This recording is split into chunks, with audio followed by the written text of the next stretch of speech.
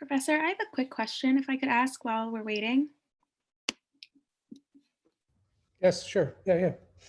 So I am like playing around with some studio lights for like film and because I do like cosmetology. So I was looking to invest in some better lights and I was recommended this one. But I was just wondering what these panels were for, if, putting them in a certain way affects the lighting, if it gives a different effect, because I haven't really been able to find anything. Well, yeah. I mean, if you put two of them very close together, you would get just a slit of light that comes out. Mhm. And so that might be interesting to like emphasize the eyes, right? If you're lighting a face. So Mhm. you could sort of fold two of the, uh, I've forgotten the name of them at the moment, but it's basically to help you shape the light. So without Okay. it, with them fully open, you're going to get a wide beam of light that will cover a wider area. As you, they're called barn doors. No, that's the term. As you bring the barn doors in, it will sort of, it doesn't focus it because that's a different device, but it sort of changes the shape. So one thing you could do is sort of set it up kind of a few feet away from a wall and turn off the lights in the room, and then kind of just play with the barn doors to see how the shape of the light changes. Okay. Okay, that makes sense. Thank That's you. an LED panel. Yes. So that's good because it doesn't generate a lot of heat, which, No, I've noticed that. yeah, that's kind of the new, uh, we still use flash a lot in the studio, but people are moving towards that type of Would you light. recommend using this in addition to like natural lighting, or is this something you would just use like inside of the studio when there is no light? Yes, you can use it to fill in the shadows. For example, if you're using natural light on a sunny day, like I'm seeing outside my windows, the shadow is going to be very deep. If say the sun's up here, then it's going to have a very bright highlight on this side of the face, and then this side of the face will go very dark. So you can use the LED to sort of what we call fill that back in. So Okay. human eyes can see details in the shadows and details in the highlights that are very far apart, but cameras can't. So you learn that your camera can see, so many stops is the word we use, but if we look at a scene with our eyes, we're going to see a lot more than a camera can capture. And so sort of faking it by adding that light back into the shadows will allow it to be more like what you see in real Mhm. life. The Okay. only problem that might come up with mixing that light with another light is the color temperature of the light might be different. So I'm pretty sure that that's balanced for daylight, which would work Yes, with it is. regular daylight. But if you were to say use a lamp with it, then the color would be different. Then the two lights Mhm. would have different color. Yeah, I understand. Thank you. Sure. All right, so if you haven't seen it, please type your name in the chat with the time that you're here, so that we'll use that as the roll call. I wanted to mention just a couple of things that I haven't pointed out.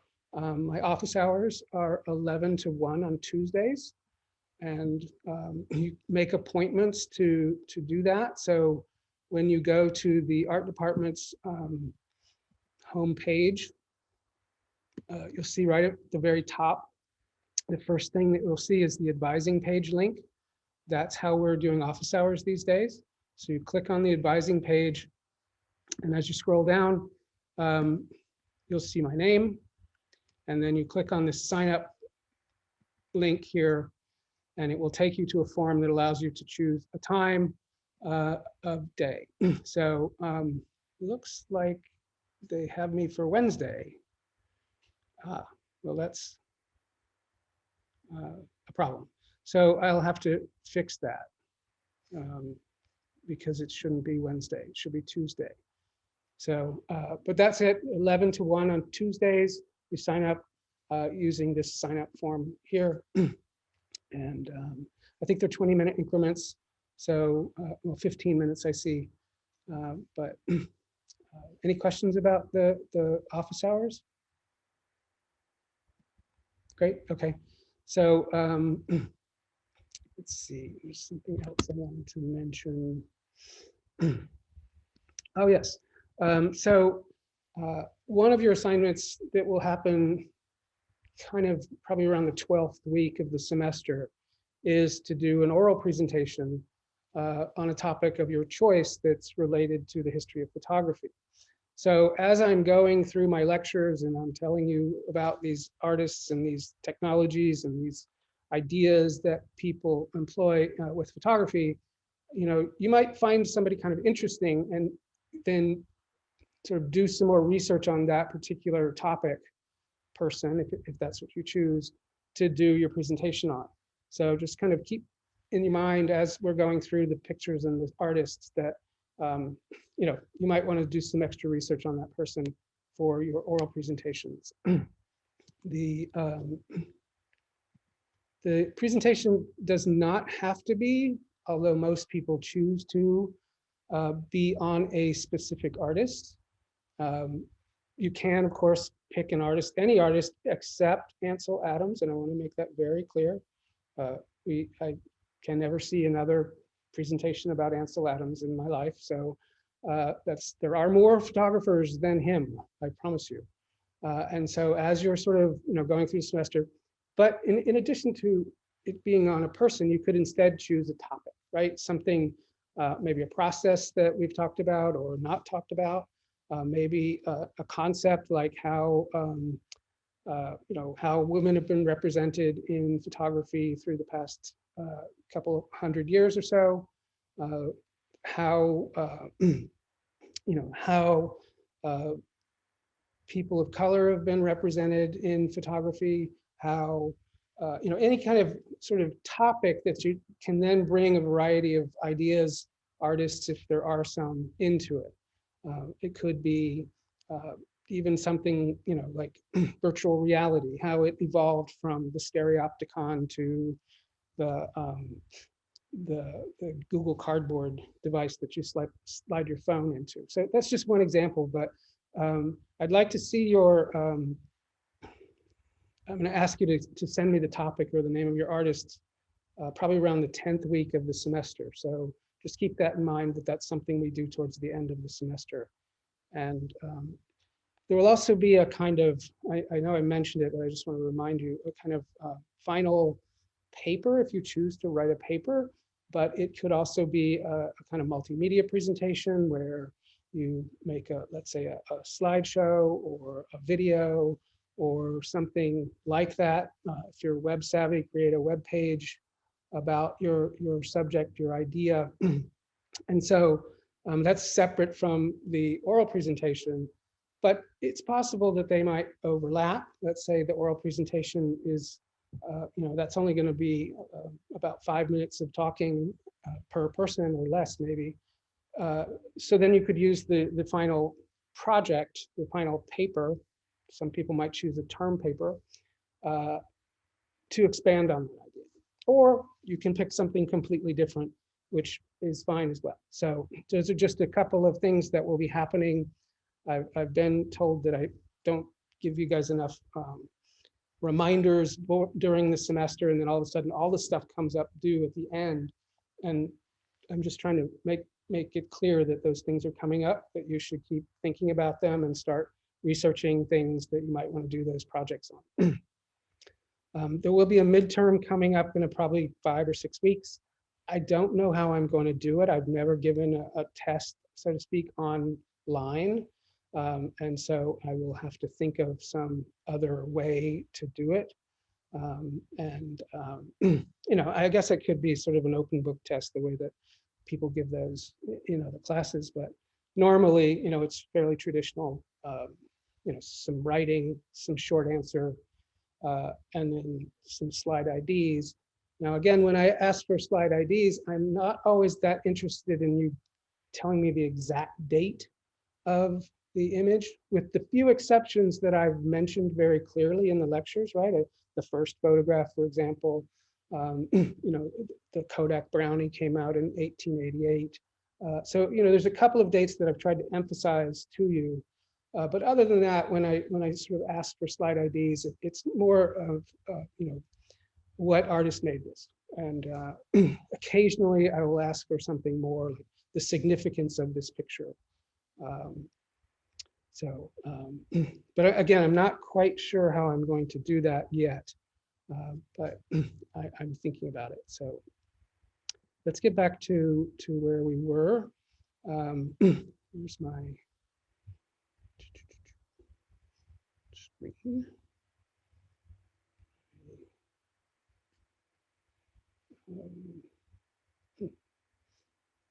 Can I have a question, please? Sure. So if I understand and if I read the curriculum, we have an oral presentation, a final paper, and the exams, or will it, or my question is if there will be more written papers about a theme we choose, just Well, to know how many things to choose. right. So the only other written document that I'm going to ask you to do besides the final paper is there's something called a think piece. And I mentioned it the first week of class, but the idea is that you're going to choose a photograph, and it can be an anonymous photograph, one you might find in a junk shop or on the street, or maybe you found a Polaroid sometime. It doesn't matter. It doesn't have to be like an iconic image from the history of photography. But then I want you to write, about 500 words or more about that image. And there's very specific guidelines that I have on the syllabus about that. And as that comes up again, I'll be more specific about it. But let me just stop the share here, and I'll share the syllabus again. Okay,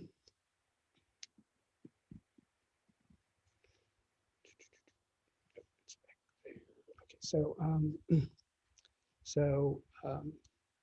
here's the think piece, and of course we can't go to the public library or any archive these days.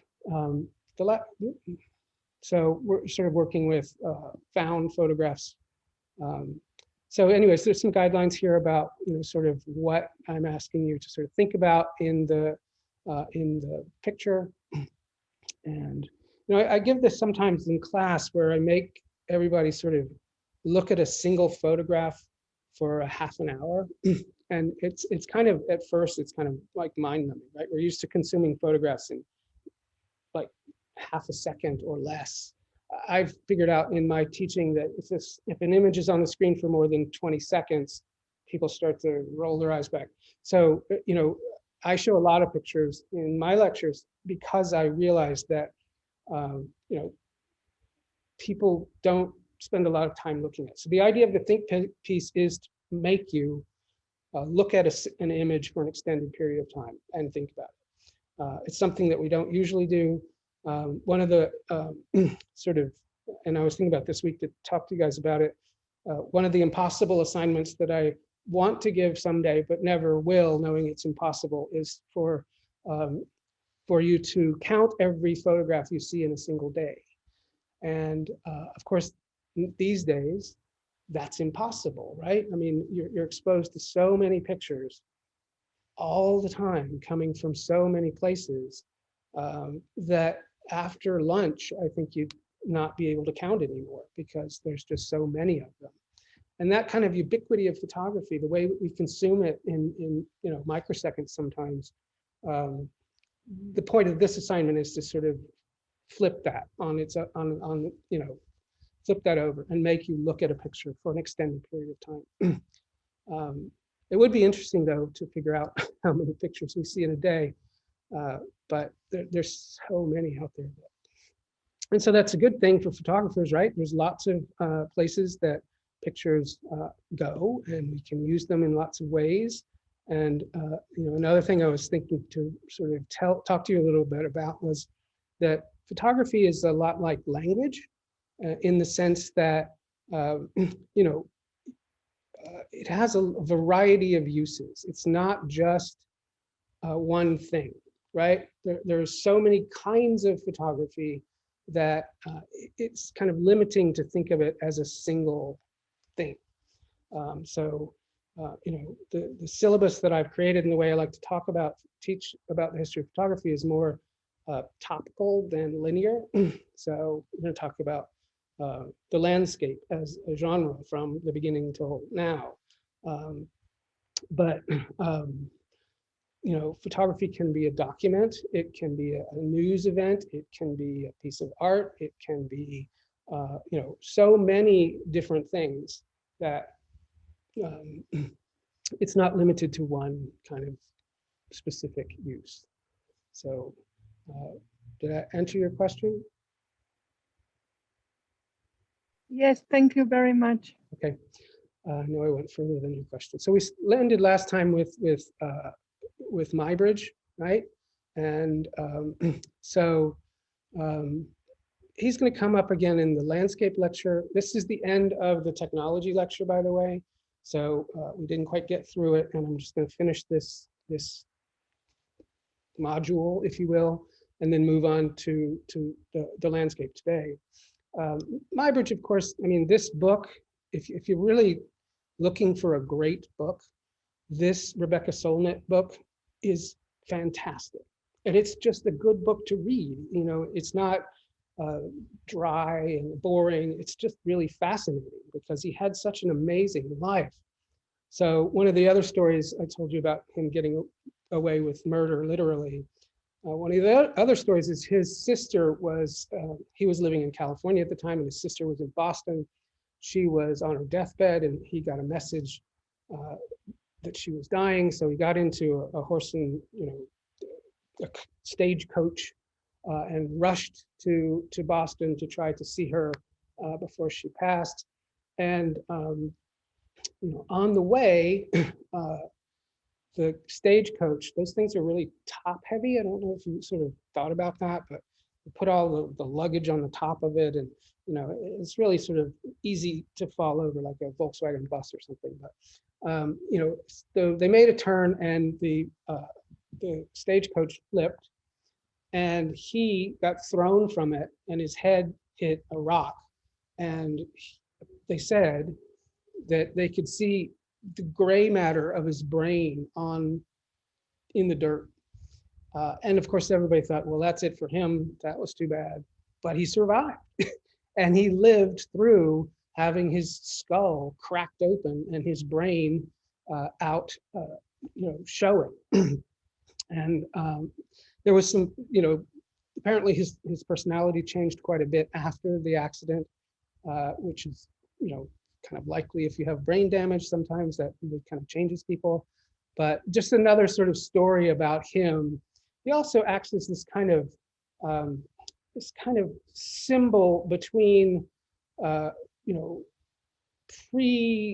pre-media and post-media. In other words, he's kind of that place between still photography and the movies. Of course, movies then became a huge California, Hollywood. That's kind of the only thing America makes anymore, really, is movies. And so he's kind of a symbol of that place between those two worlds, between the sort of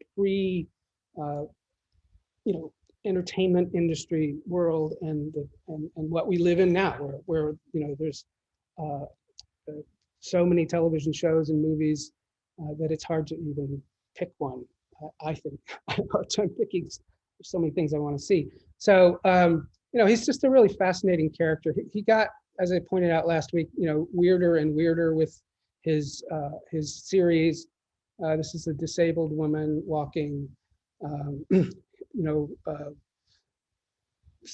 somebody walking over rocks with a fishing pole, who knows why, a guy in a diaper with a gun.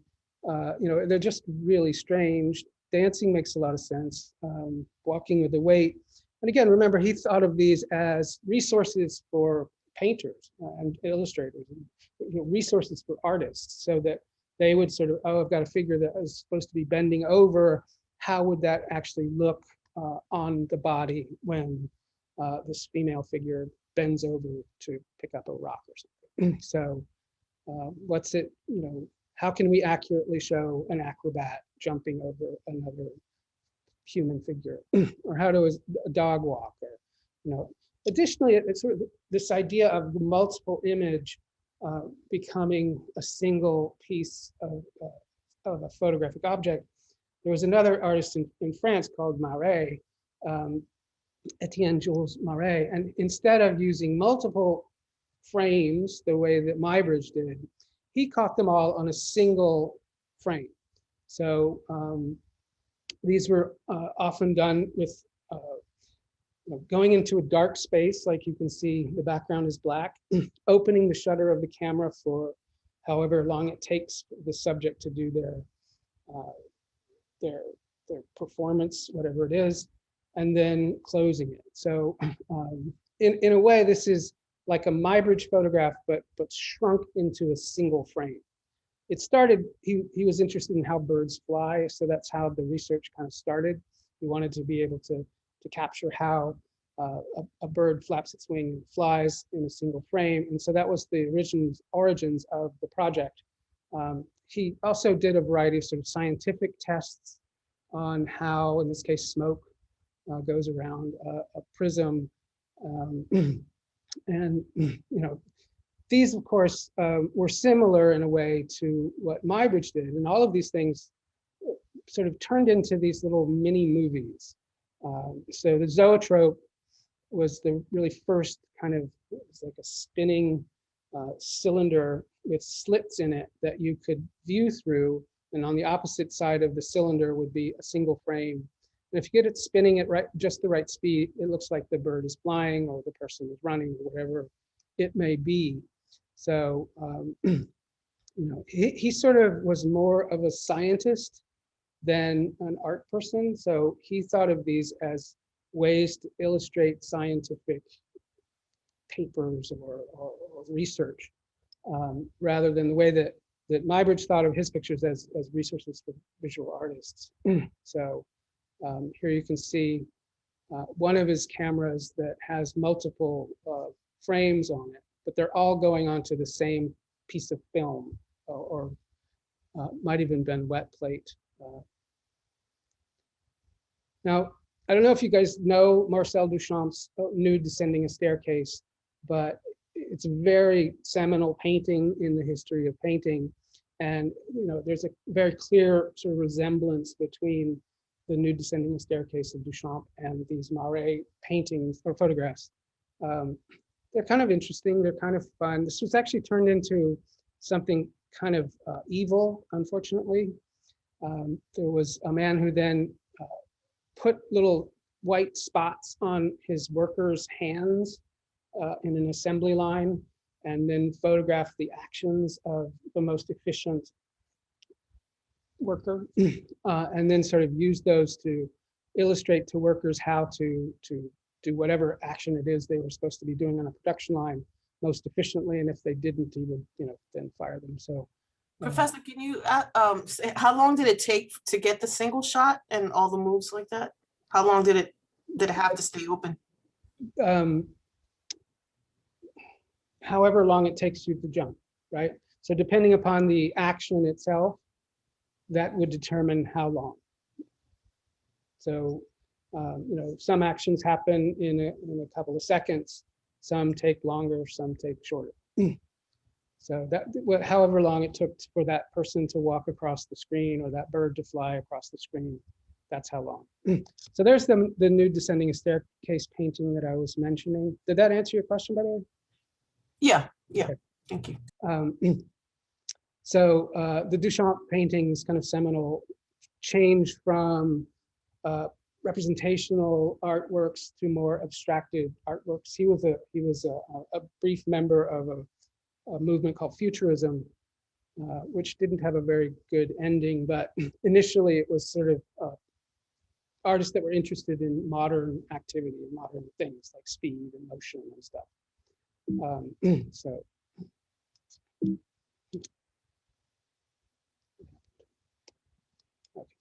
So here's another futurist painting of a dog walking. And so more recently, an artist named Matt Collinshaw, who I saw this in person, and it's really, really weird and amazing and just something that it's like indescribable. So I'm gonna have to just show it to you because there's no other way to do it. Hope it's working. Yes. All right. So go back to here.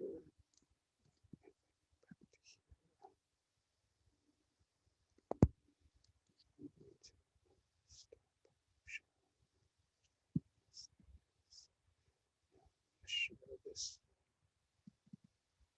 No, let's do it the same one. So here's I hope there's not an ad, but I can't control it if there is.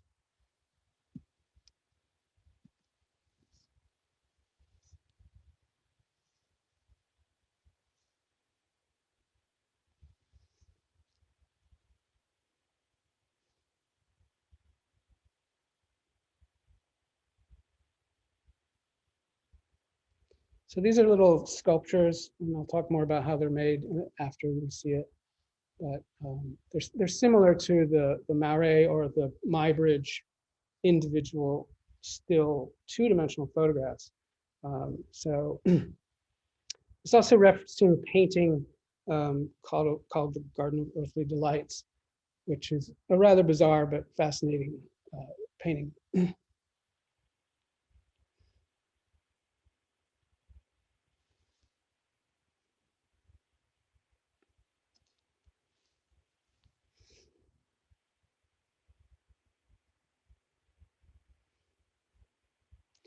So as it gets up to speed, it sort of gives us the illusion. There's a strobe light that's also popping.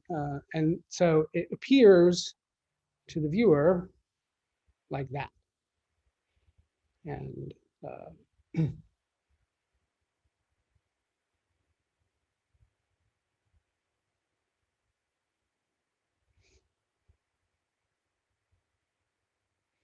and of course, this is, a contemporary artist is using that idea of the zoetrope that sort of came out of Muybridge and Marais' work in a contemporary way. And I'm not going to show it anymore, but I did want to just sort of, at the end, it shows that, oh, these are different details. So all of the models were actually computer generated and 3D printed. And so they started as a 3D illustration. And so if any of you are like digital CGI types, this is how that device was made. It was using 3D modeling and then 3D printing and then painting on top of that.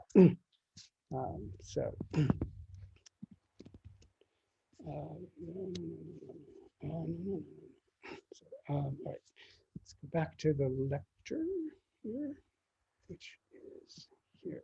Okay. All right, so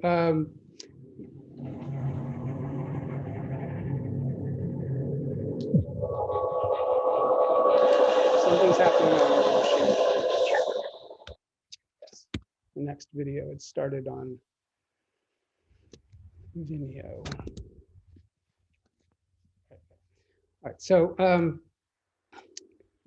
we're back.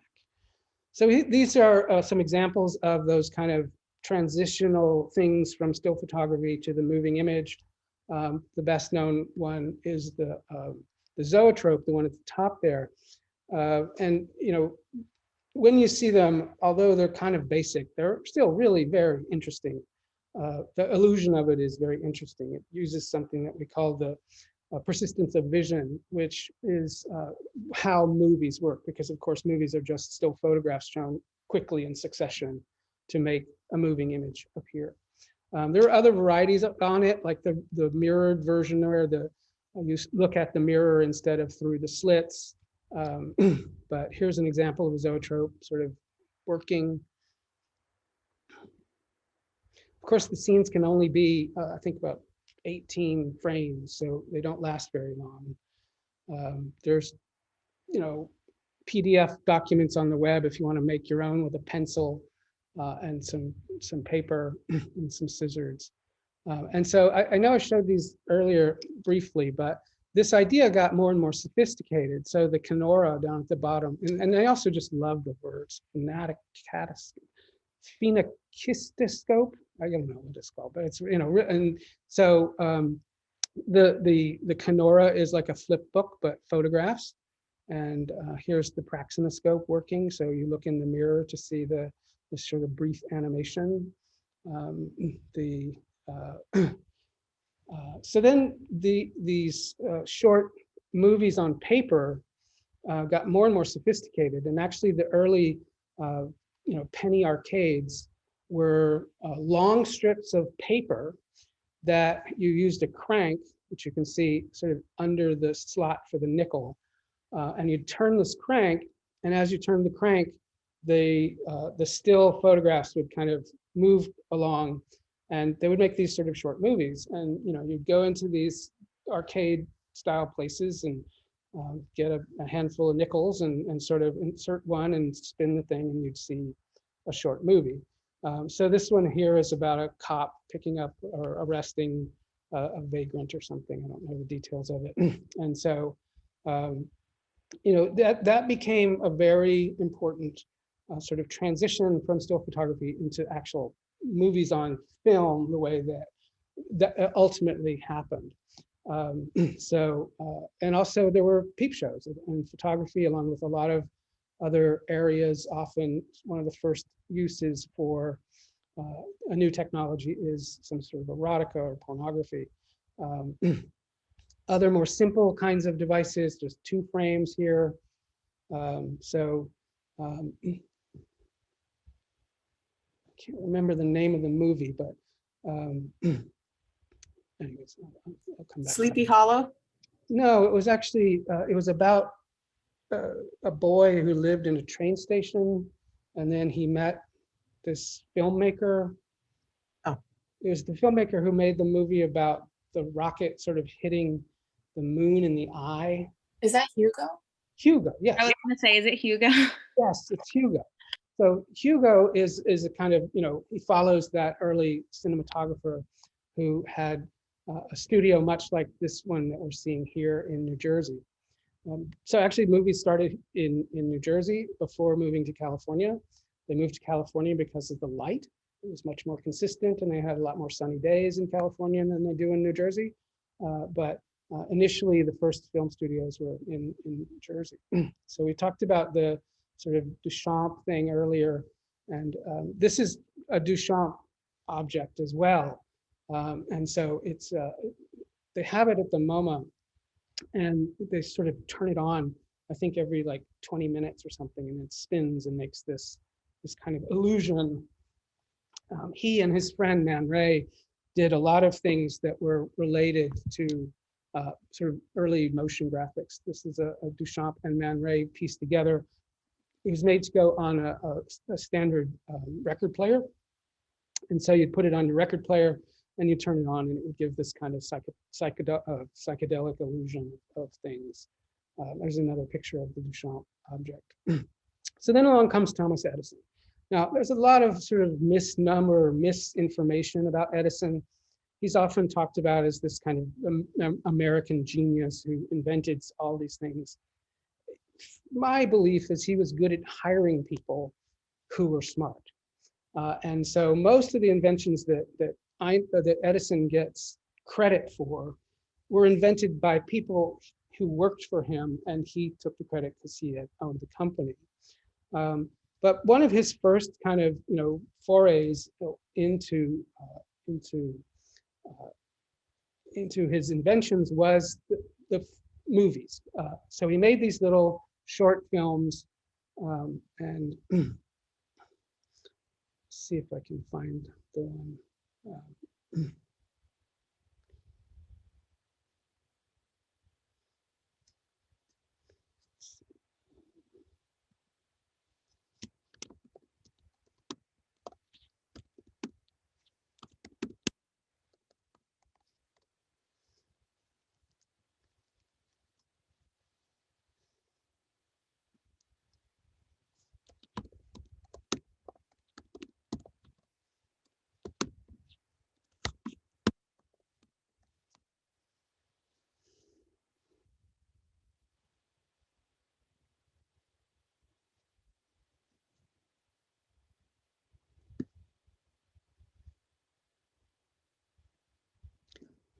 It's called What Happened on 23rd Street.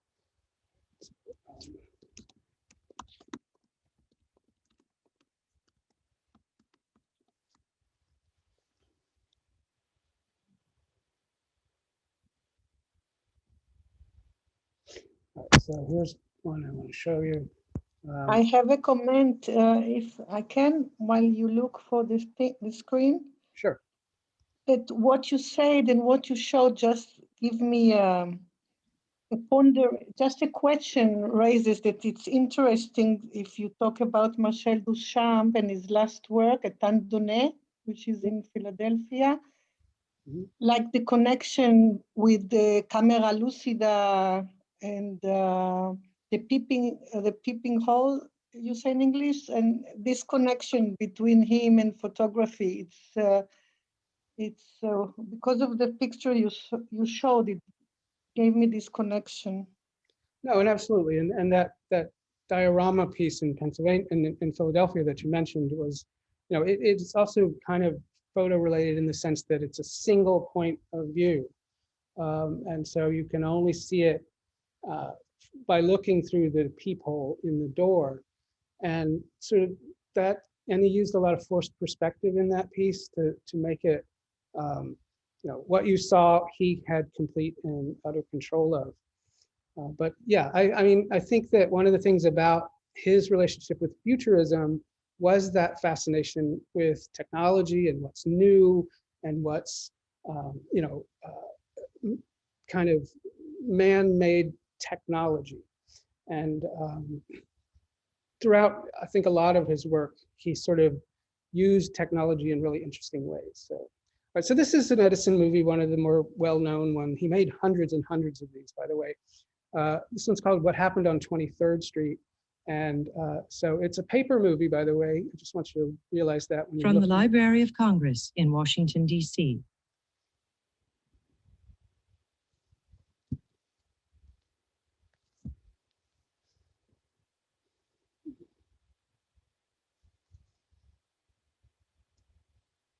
Of course, there's no sound. That was something that came later. These were silent films.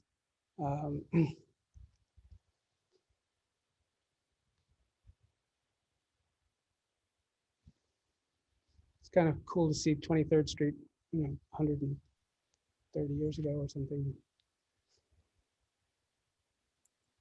I think what's more amazing about this professor is that even 100 years before, and even like centuries after, people are still people. Like, they're reacting the same as anyone that you would see on 23rd Street right now. Sure, 23rd Street is more crowded than it was 100 years back, but Well, I think that the reason I choose this one is because there is something that is a little bit different. So here's our stars, this couple that's walking towards us. There's in the foreground, you'll see a grate in the sidewalk. And as she walks over it, whoosh, oh my gosh, I've shown some ankle. Oh, that's terrible. And so apparently men would sort of line up along the front of the Flatiron Building. This has been a presentation of the Library of Congress. To see women's skirts get blown up by what that is where the subway goes underground. All the forced air comes up out of that. And then the cops would come along and they would say, skidoo, skidoo. In other words, get out of here, get out of here. And I'm still,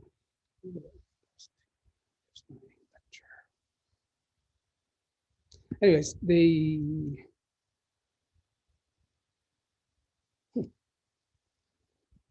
so there's a phrase from the early 20th century, late 19th century, called 23 skidoo, which is that phenomenon of women walking over grates on 23rd Street and having the wind sort of blow up their skirts briefly. I'm not seeing my lecture, so just give me half a second here.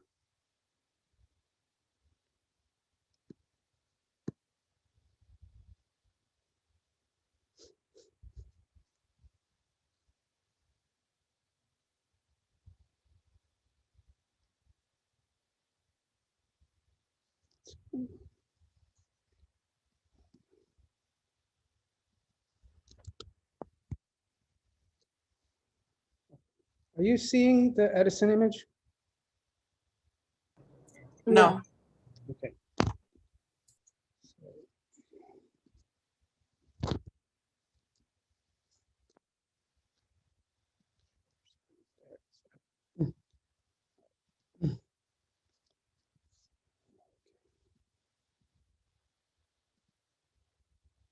All right, so these little short films like that became all the rage. These two brothers, the Lumiere brothers, are the people who invented movies on film, on a flexible film like you maybe have seen at some point in your lives. It goes on a reel, and then the projector has two reels on it, one that moves to give up the tape or the video, the film, and the other one to collect the film on the other side. And then there's a light bulb with a projector lens on it, and the film runs through the movie projector at 24 frames per second. And 24 frames per second is where our eyes have that phenomenon we call the persistence of vision. And that's what gives the illusion of motion. Video and television goes to 30 frames per second because the frames suck. And so by showing more of them, they are they can get away with poorer, lower resolution individual frames. But movies are 24 frames per second, and these guys invented it.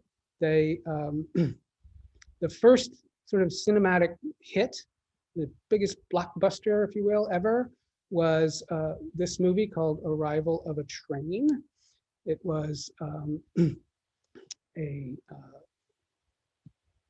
I'll just show it. And piano accompaniment, train comes into the station.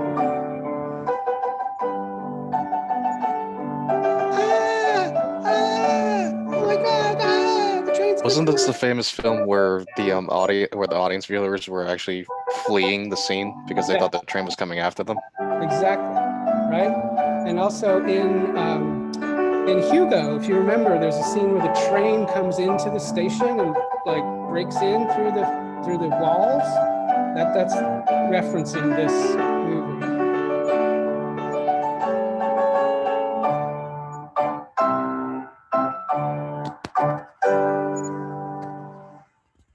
So yes, you're absolutely right. That was and George Millet is the person I was trying to think of earlier, who had that movie, that cinema.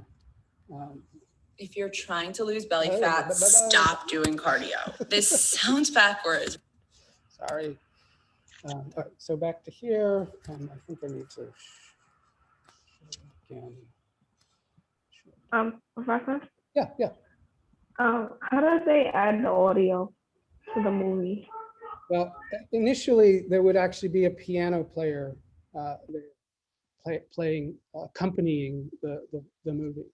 So I went to see a couple movies that they had a live pianist doing the soundtrack.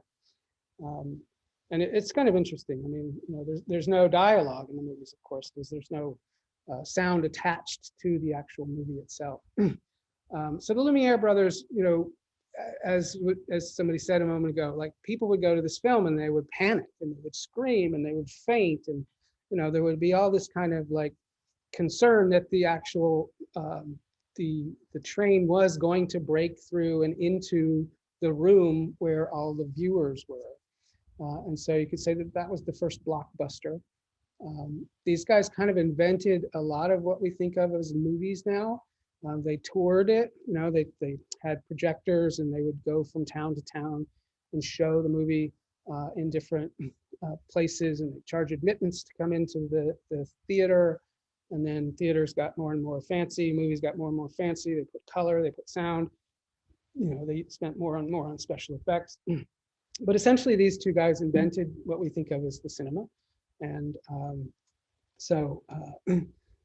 this class isn't really about moving images as much as about stills, but this is a crucial moment in the sort of history of photography where, movies, pictures started moving. And, these multiple people kind of contributed to that. So the Lumiere brothers, Edison, Muybridge, and others, Jules Marey, all sort of contributed to the idea of the moving image as we think of it today.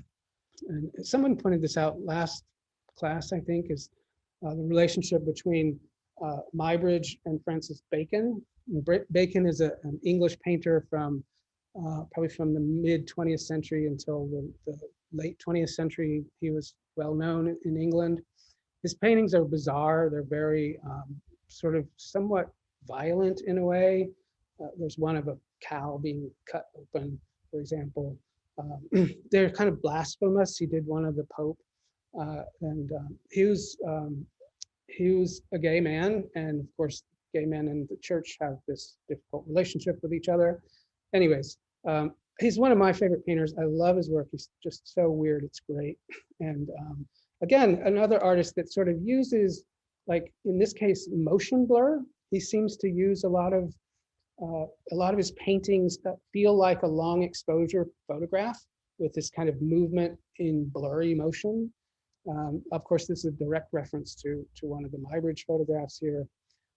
And so when you look at his portraits, they feel like kind of like the subject was moving in a long exposure photograph. So, and then more contemporaneously is this kind of stuff. The bullet time is the phrase that they use for this, probably best known and initially kind of invented by the two brothers who made this movie. I can't think of their name at the moment. Anybody know? Wachowski? Yes. So. And they apparently stole it from somebody else. Well, yeah, I mean, it's not a new idea. They didn't really steal it. Nothing is original.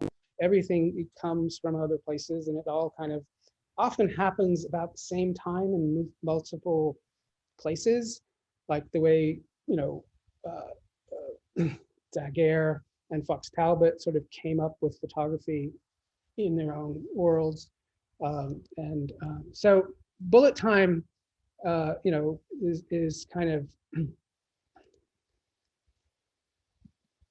what were those movies called? The Matrix.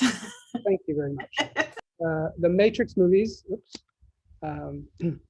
were you know, another version of. So my wife got me this weird new tool for Christmas. And at first I thought. Let me get past the ads and then I'll share it. Hoping that it's there.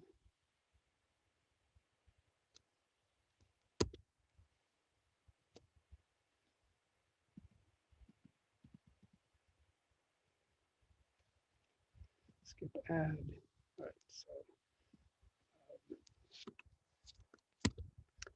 All right, so share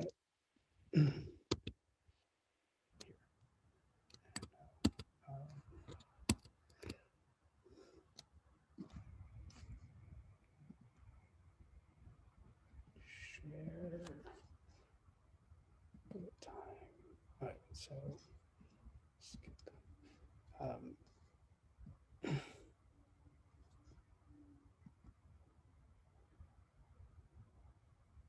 So all those single black spots you see along the green room, those are all still camera photographs.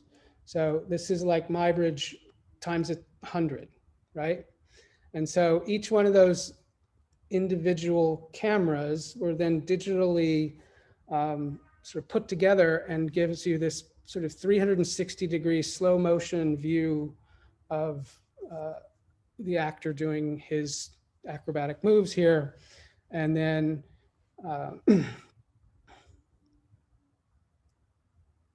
it was then sort of composited into the movie itself. And so we call that bullet time because of this particular scene here where the bullet sort of goes past him. And it's been used in a variety of different special effects in different ways.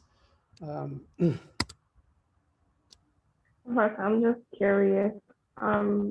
would he fall after all of that? When he landed on the floor? Here, move on to this one here. Hello, Professor. Can you hear me? Let's hit play again. All right, so here's another version of it. And you can see along the bottom here, all these DSLR cameras sort of all set up to a remote control trigger that all fires them at the same time. So then those are transferred into the computer and then sort of sequenced in a way that we're seeing it in motion in 360. And this is another example of it. I really love this one because it's so kind of kooky.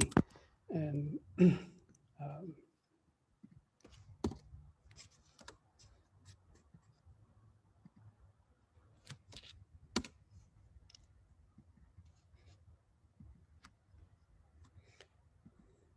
now it is an ad. I'm actually showing an ad in class. So I'm not endorsing this product in any way. I don't,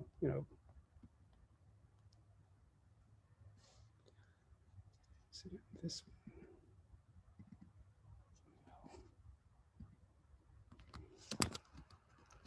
Chrome. It's not.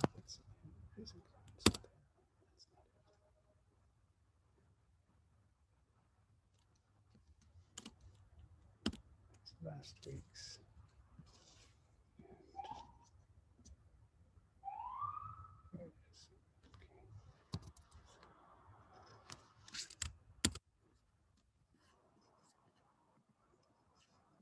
Okay.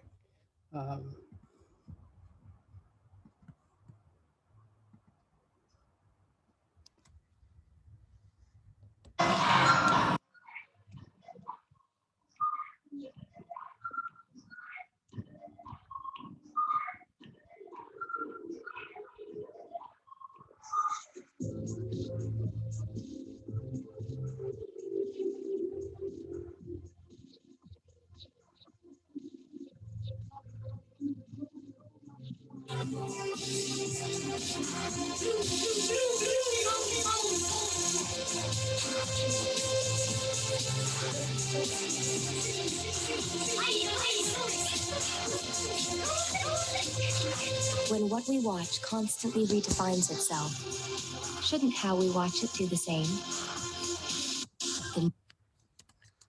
So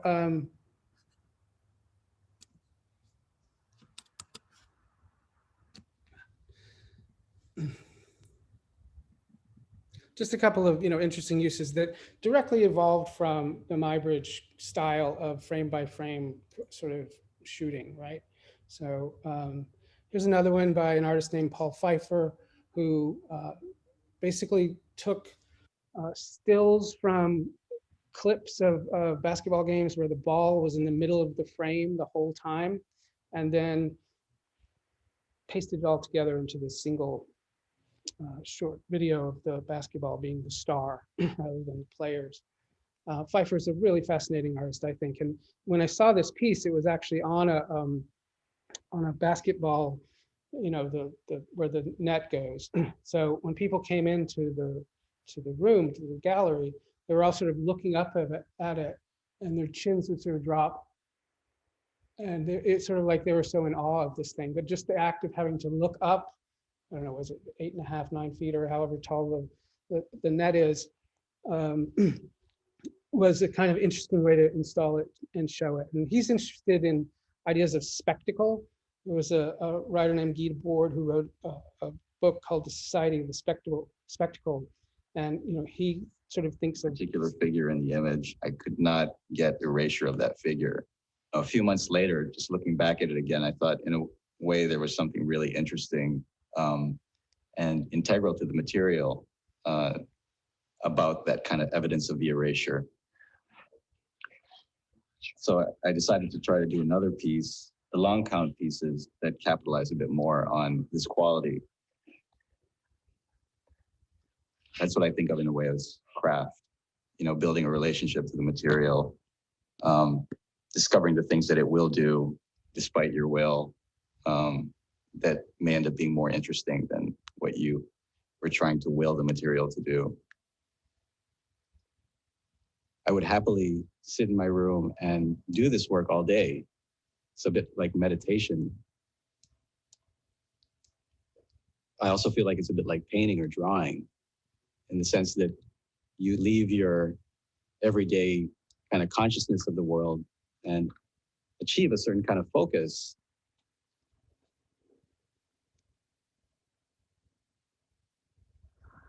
So he's, he sort of makes sport as the spectacle, almost like the throwing the Christians to the lions in Rome, where people all get together and, just obsess over. And he's done a bunch of them. That you saw the long count was the Muhammad Ali fight with the boxers removed.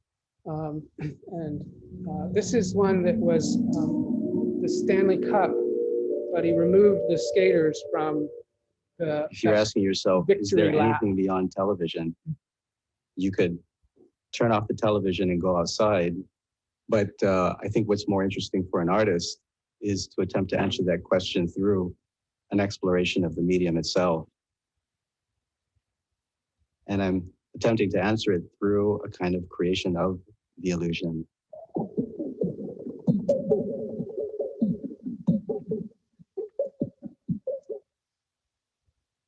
right, so other more recent sort of technological advances are ways of sort of making 3D images on phones. The one at the bottom you can do fairly easily with an, I don't even know if they have them anymore, but old CD cases. You can sort of cut up an old CD case and design instructions to do this, and you place it on the top of your phone, and it then looks like the image is kind of coming off the phone and into real space. Other things that have been sort of at least envisioned, if not actually created yet, are things like 3D phones that you see, whatever happening in three dimensions on the phone itself. And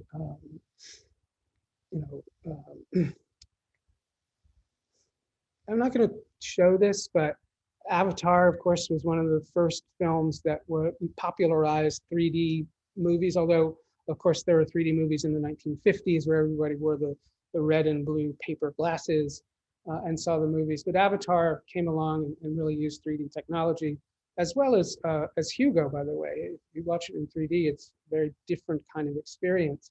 So, the popularity of the 3D films really shot up for a while. I've noticed that there's not as many of them being made recently. Other things like giant megapixel sensors are coming out. This is 07, so you can, that's a long time ago. Actually, it's 2015, so it's still a long time ago in sensor technology. There's an extremely high ISO camera from Canon, 4 million ISO.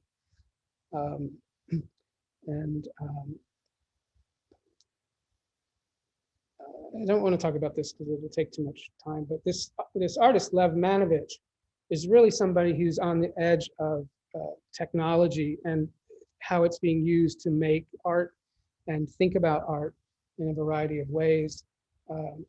This is a camera that sees around corners that was designed for military use so that soldiers are not going to just sort of stick their head out and see if anybody's shooting at them, but can actually see around corners.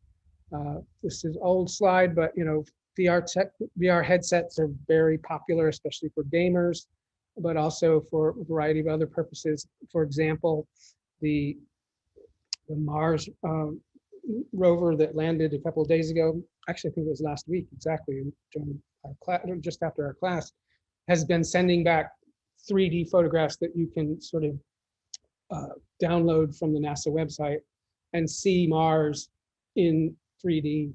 The Oculus Rift became kind of the most popular one for now, at least. Who knows how long that will be the case.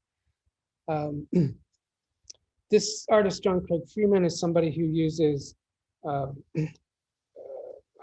forgot the phrase, but augmented reality, AR. So VR, of course, probably most people are kind of familiar with that idea of a 3D image that, of course, came from the stereopticon, where each eye sees a slightly different image, and that's what gives the idea of depth to the image.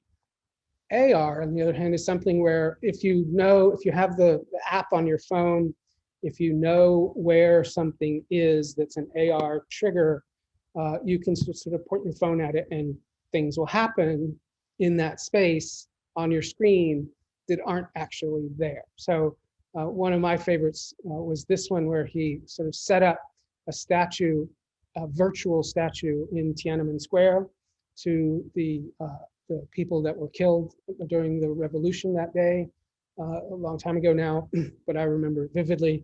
And so, of course, the Chinese government would never allow people to install a monument to the people that died that day. But using this technology, he's able to, install a virtual sculpture as a memorial to those people. And so the tank man, that famous image of the guy with his groceries coming home from the grocery store, just standing in front of the tank and stopping that whole line of people. In this case, it's installed in St. Mark's Square in Venice. And I'm not sure why that's the case, but so these are skeletons that are installed along the southern border with Mexico, where people have died trying to get from Mexico to the United States, often from dehydration. And so, again, these are kind of like virtual memorials to those unfortunate people who passed away, trying to get to a better life, or so they think. But and so here's one that's installed in Russia. And so, he has a map on his website. If you go to that map on his website, you can see where he's installed all these different virtual AR installations. And sort of like, if you go there and have the app on your phone, you can just see that stuff happening. So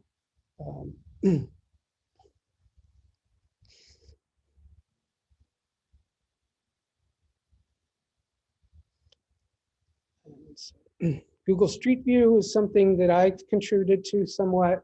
I'm sure you've all used it at some point, where you're in Google Maps and you go then to Street View to sort of see, what is across the street or whatever it is. I mean, there's a lot of really interesting uses for this. I read about an author who was writing a book about Paris, but he'd never been to Paris. So he basically used Google Street View to walk the streets of Paris to sort of learn how the relationship between, say, a restaurant and a museum or something, that when he's writing it in his book, he could sort of describe that accurately as though you were there, but he'd never been there. So the Google Cardboard, which I also mentioned previously, this is kind of the most accessible one. The New York Times gave them away for a while. You can find them for probably under $5 online, and you just kind of fold them up and stick your phone in it. And there's a lot of content on the web for the Google Cardboard viewers. And so the Times has a special section on their website just for 3D viewing. Most of it's kind of like fluffy entertainment, but sometimes they'll actually have like 3D views of a battle scene or some kind of news event that's happening, a fire, for example, or something like that. And so you can kind of see the news in 3D that way. Not everybody can see this, by the way. Some people, about 10% of the population can't actually use these devices very effectively.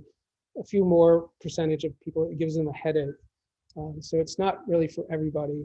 Shooting 360s with different kinds of rigs to make 360-degree views, GoPros being probably the most popular way to do this now. And we talked last week. I showed you the video of the sort of someone talking and another person being puppeted to say and hear what they do, and we saw that one. I think this is the last slide. So Samsung has a camera that goes on a contact lens that goes into your eye, and you can take a picture just by looking at something. This is something that was talked about in one of the William Gibson novels back in the 80s and 90s. So, I'm not sure how effective this would actually be. I don't know where the button is that you press, like the shutter release button. Like if you blink 3 times fast, does it shoot a picture? I don't know exactly how it works, but there is a camera built into a lens, contact lens now. So now let's take our break now. But are there any? I haven't checked the chat lately. So is there anything going on in the chat that I should be aware of?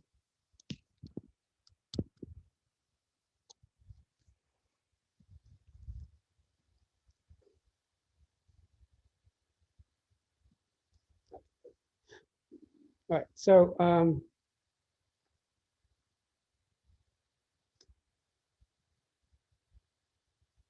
yes, there is a trans allegory to the Matrix. You're absolutely right. And one of the filmmakers transitioned himself or herself, transitioned to herself. So, all right, so it's 12:26. In 15 minutes, it'll be 12:41. Is that right? Did I do the math right? We're going to start again in 15 minutes. Okay. So I'll see you back then, and have a good brief break.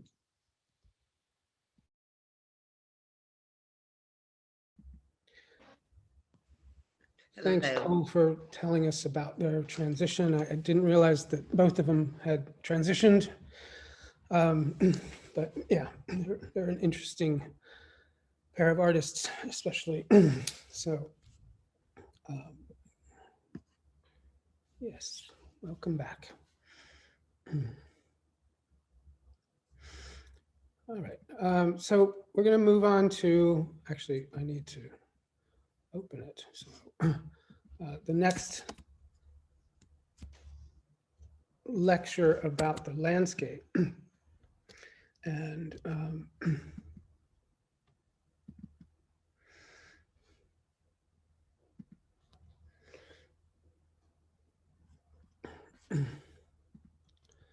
so one of the things about early photography was that the materials were very slow. And as I pointed out, it took relatively to now a long time to take a picture. And so although portraits were probably the most popular subjects of photography initially, the landscape became also a very popular subject as photography sort of moved forward. The landscape as a tradition in art, of course, reaches way, way back. Initially, it was primarily just backgrounds for the subject. Often a portrait of somebody, an allegorical painting, whatever, would be focusing on the human forms, but the background was sort of important to give them a setting. It really wasn't until the like 19th century that the landscape itself became a popular subject. Now, there was a lot of Chinese scrolls, I'm thinking now, and Chinese panel paintings that also were about the landscape. But in general, the landscape was just a setting for the people. And as this idea of, so as the sort of middle class developed, as people moved from rural settings to urban settings, to work in the factories, to work in jobs that weren't farming or animal husbandry or something like that, more and more people sort of, distanced themselves from nature and lived a more urban lifestyle.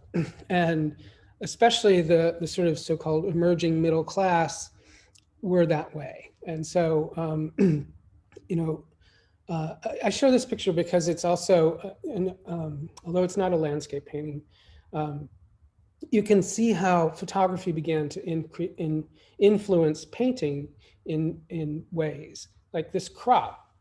This man's just the ear and half of his back, and 2/3 or 3/4 of his top hat.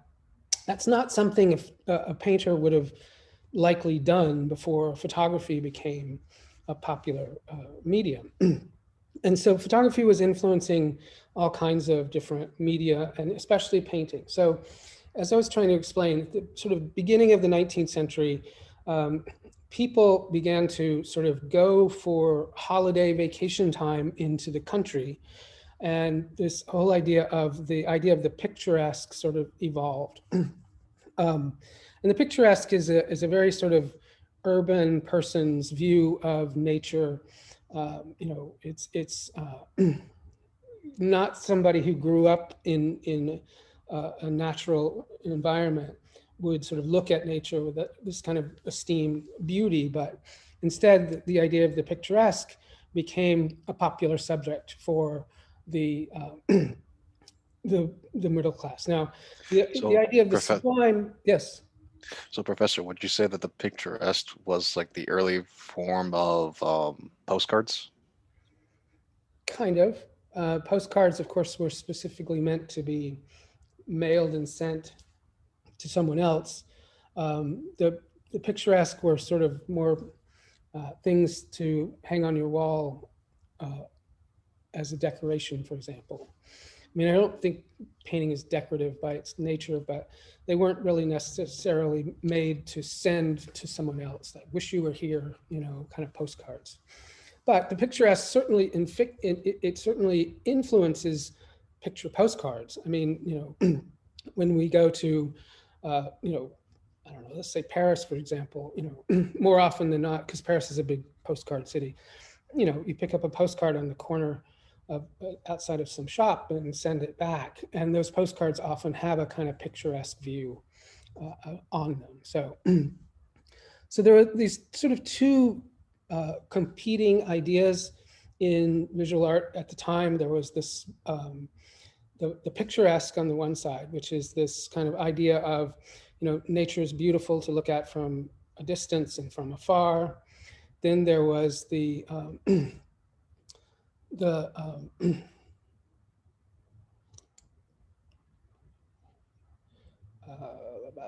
I'm trying to remember my term here, but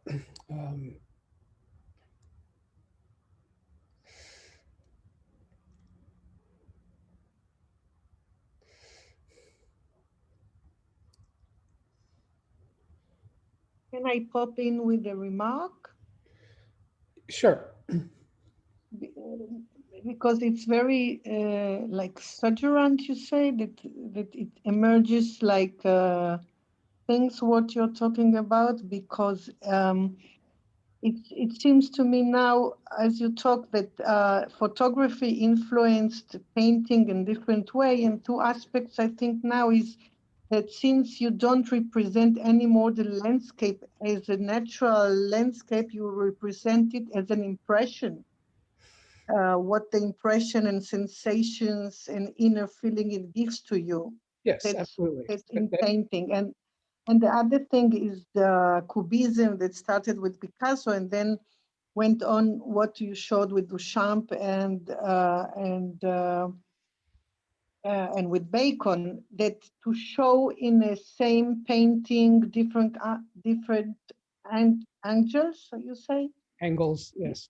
Yeah, different angles of the same object or the same person at the same time. So it's interesting to see.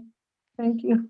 No, I mean, absolutely. There's been a lot of talk about how photography so-called freed artists from representation, that they no longer had to be a slave to sort of perfect, rendering of nature or whatever the subject may be.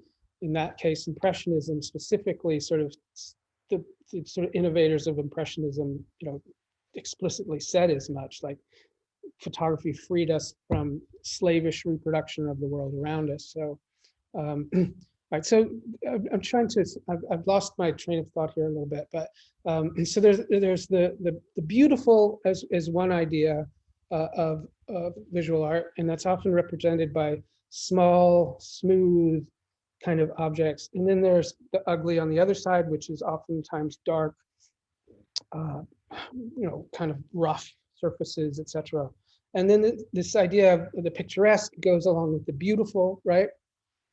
And then there's, between these two ideas is this idea of the sublime. The sublime is something that is the kind of the grandeur of nature, that feeling that you sometimes get, that you're a puny human in a vast, universe of whatever it may be. When they start talking about how many stars there are in the world, or they show that the blue dot picture from space of Earth, and you just think how minuscule we are compared to the grandeur of the universe around us. And the sublime, again, is a kind of middle class idea. I mean, if I don't know if you've done it, but if you go, I've never been to the Grand Canyon, but apparently when you're in front of the Grand Canyon, you get this kind of vastness of nature and the puniness of humanity next to it. Or more closer to home is the falls upstate. What's that one called? Sort of on the border of Canada. Niagara Falls, right? So if you ever go to Niagara Falls, which I have done, the power of the waterfall and all of that, the millions of gallons a second of water that go over that thing really make you feel kind of small. And so the idea of the sublime is that we have the picturesque or the beautiful on one side, we have the sort of ugly on the other side, which is rough and dark, and then in between those two places is the sublime. Now, the idea really came, it only came to be because of the way that the sort of middle class people were able to look at nature from afar, right? That they didn't think of themselves as part of the natural environment, which generations before them had always done. But now they were more urban dwellers and kind of looking at nature as an observer instead of like somebody who actually was a part of it. And so the passion caused by the great and the sublime is nature and astonishment. The astonishment is that state of the soul, which all its motions are suspended with some degree of horror. So the mind is entirely filled with its object. Astonishment is the idea of it. So, there's the beauty on one side, right, which I was sort of saying is the kind of the picturesque landscape that is, often kind of, let me try to find the actual description of it. It has no utility, which is interesting.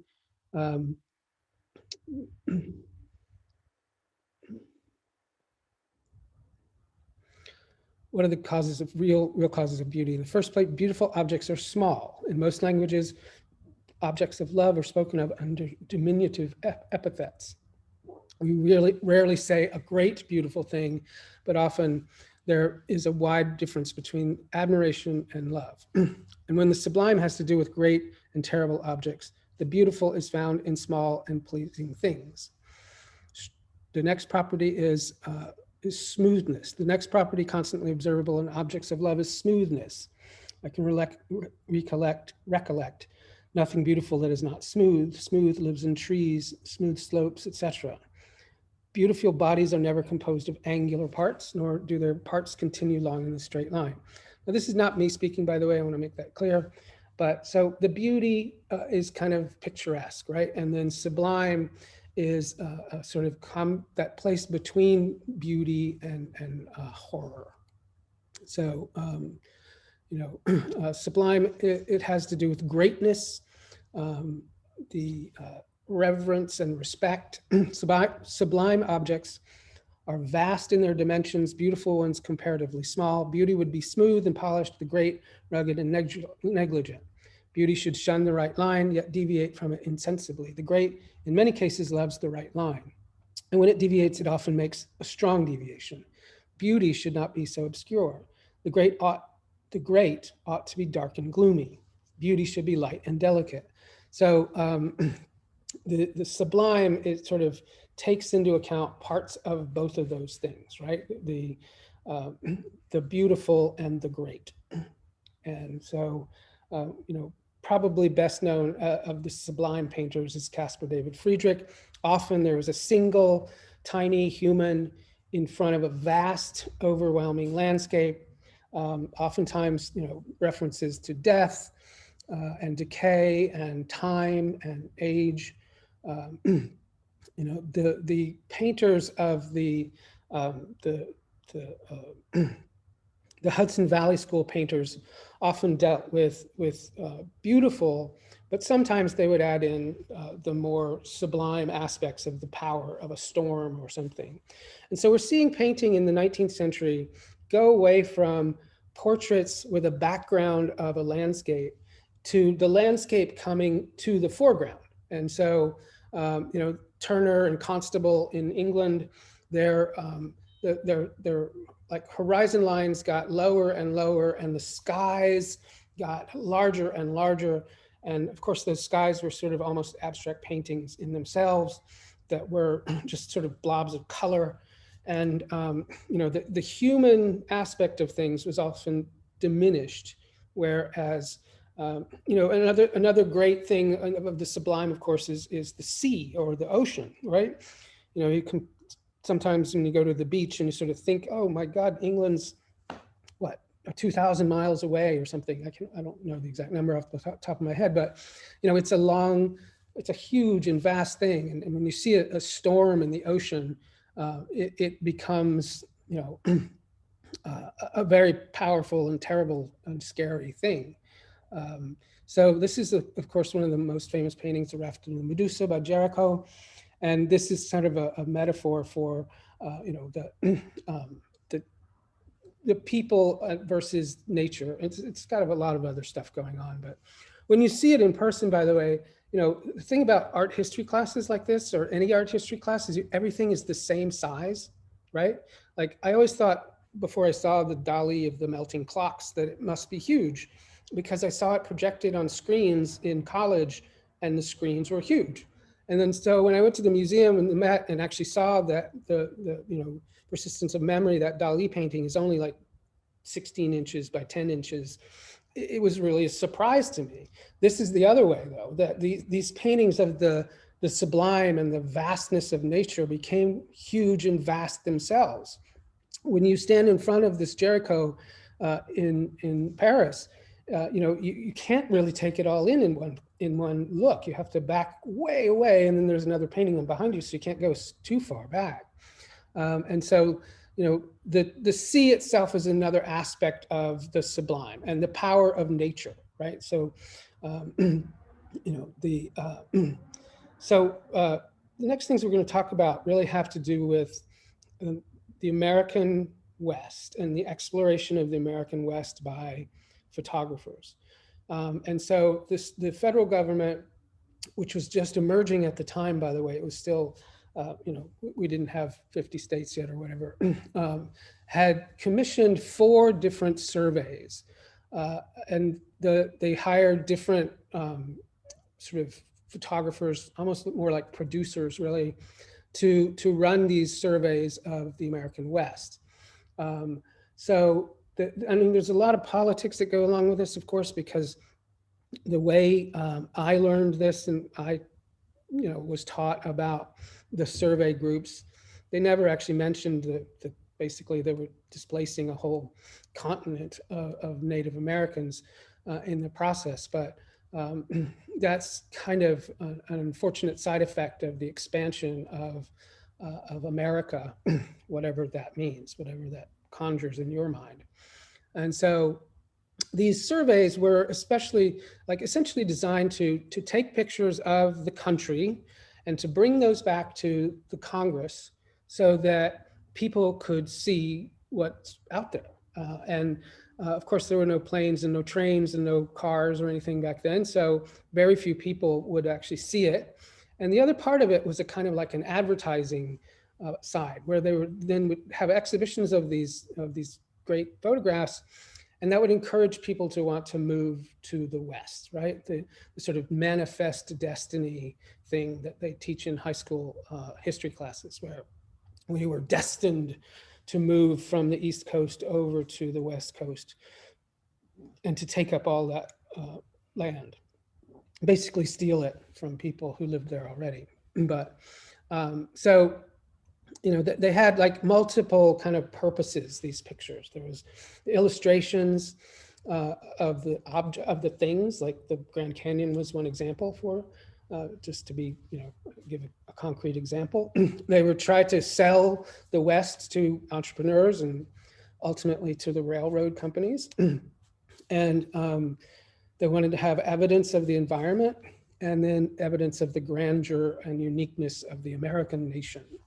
Now that's loaded with all kinds of politics, but again, that book, River of Shadows, about Muybridge, this is part of that book. And Muybridge was best known for his pictures of you know, the multiple frames that we've seen already. But before that, he was a landscape photographer, and he lived in San Francisco, and he you know, did a lot of sort of travels around the West Coast and down to Mexico and up to Canada, actually, doing photographic projects. So now we talked about collodion a little bit.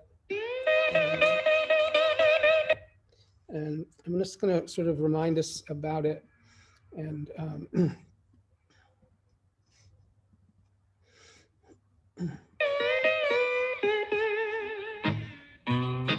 collodion photography is both difficult and somewhat dangerous to do.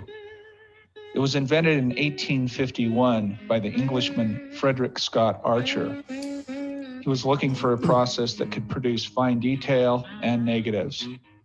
It was one of the first photographic processes invented. Cutting the glass. I use both black glass and clear glass in the process. I use clear glass for negatives and black glass for positives. I shoot everything from 11x14 to quarter plate. Deburring the glass. You need to do this so you don't get cuts on your hands because of the cyanide used in the process, and it also gives a ridge to hold the emulsion or the film. Cleaning the glass. Although this step isn't very flattering, it's extremely important. If the glass isn't cleaned well, the emulsion or collodion will peel from the plate.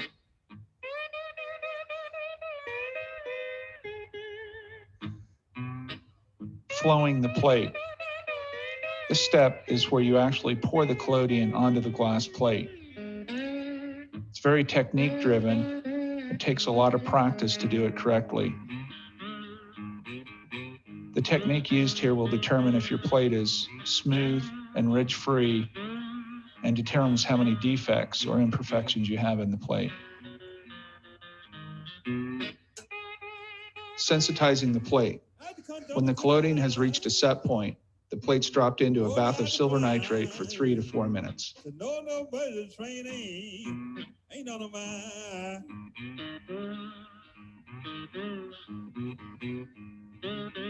Exposing the plate. Exposures in wet plate photography range from a few seconds to several minutes, depending on the lighting, chemistry, and what the photographer wants the image to look like. Developing the plate. It only takes 15 to 20 seconds to develop the plate, but you need to know what you're looking for so you don't overdevelop or underdevelop.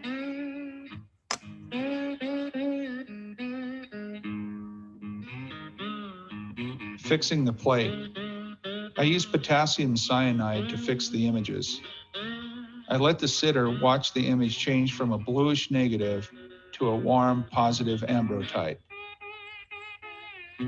Leave it in the morning, we have dog. Or ride the blind. Been mistreated and I. All right, so that's just a sort of brief review of the process. And just to remind you, this all has to happen before the plate dries, right? So this means that you have to coat it and then expose it and then process it in the amount of time it takes for that to dry. Where's my window here? And I don't know why it doesn't show up sometimes. Let's go back to this.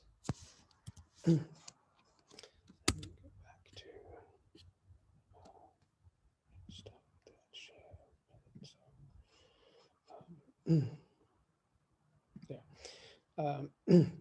Now, of course, as we discussed before, and this is sort of important to just realize and remember, is that the first two processes, the daguerreotype and the talbotype or the calotype, had both distinct advantages and distinct disadvantages. And the only, the goal of the collodion process was to have it have the advantages of both. In other words, there was the sharpness of the daguerreotype, right? Because the image is, the plate, the glass plate is in the camera, and the lens that's taking the picture makes it sharp on the plate. And there was a negative, which could be then printed in a variety of ways and as many times as you wanted. So it had the advantages of the calotype being the negative, and the advantage of the daguerreotype being very sharp. And so this is my favorite of this generation of photographers, Timothy O'Sullivan. And he was hired by Matthew Brady. Brady becomes much more important in other ways, especially during the Civil War.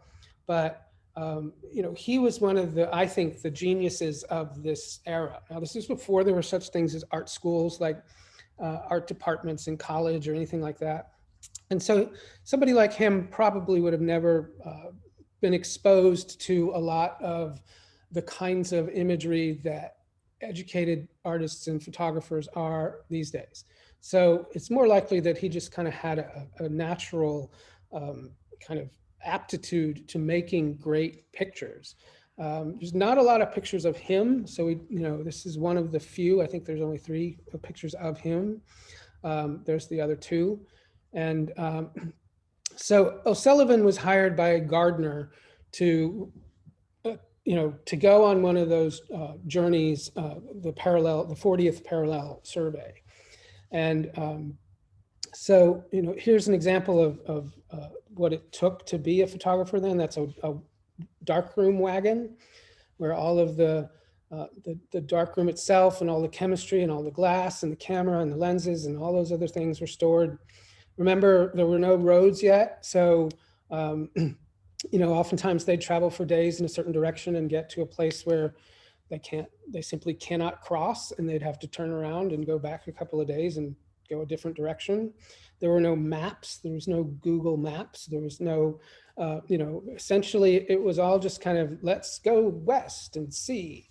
And, obviously with a wagon full of glass, there's only certain passages that you can do across a river or a gorge or a mountain.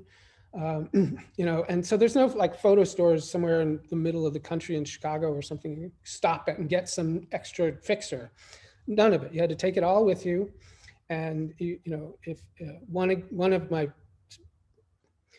of the stories about this is one time when the mule that was carrying the glass plates slipped and fell off the edge of a cliff and broke all the glass. So, they were just done. That was it. They had to just go back to Boston and start all over again. So these are the kind of images that O'Sullivan made. And they really do have that sort of sublime quality of the power of nature, both the beautiful part of it and the terrifying part of it, right? Sort of combined into a single image. This image in particular is called tufa knobs or tufa domes.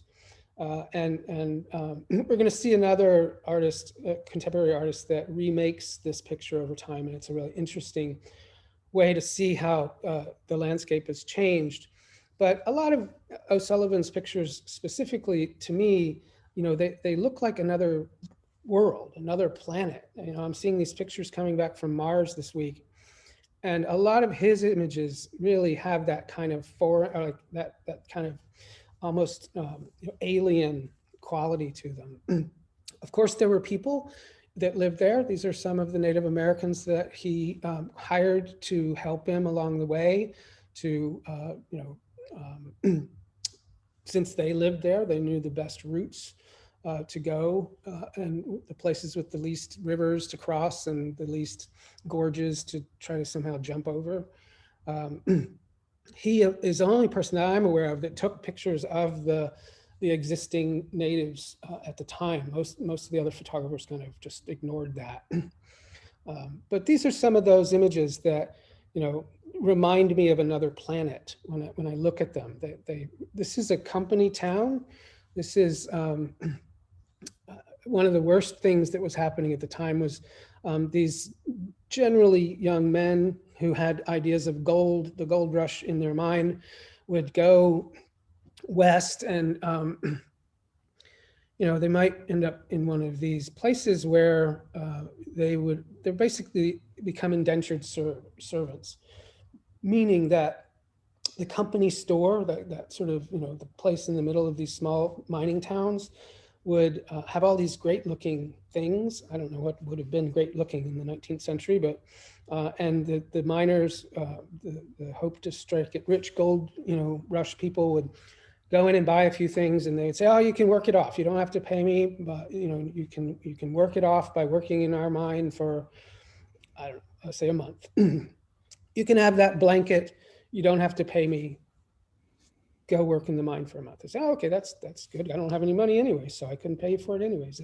So then what they find out is that they have to pay for their own lodging, they have to pay for their own food, and then they need to buy more things from the company store, which is the food and other things like clothes and a hat or whatever. And so they would end up spending more in the store than they could ever afford to pay back. And it would become this vicious cycle of them going slightly more into debt every month and not being able to leave because they owed the company store so much money. Somebody said something? Yeah, when you were saying about the company store, I think one of the artists, Tennessee Ford, he said in the song, "I owe my soul to the company store," because eventually you'll just end up flat out broke.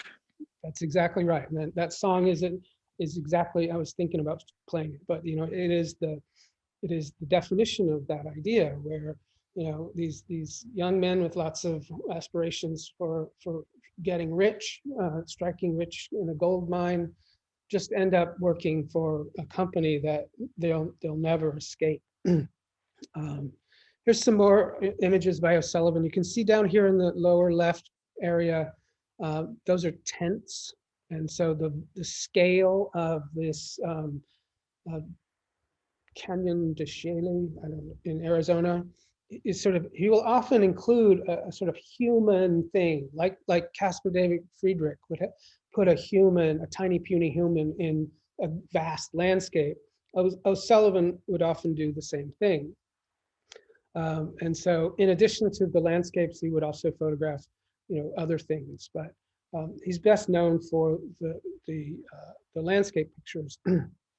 So he's fourth from the left, so I guess that's him with the longer beard. And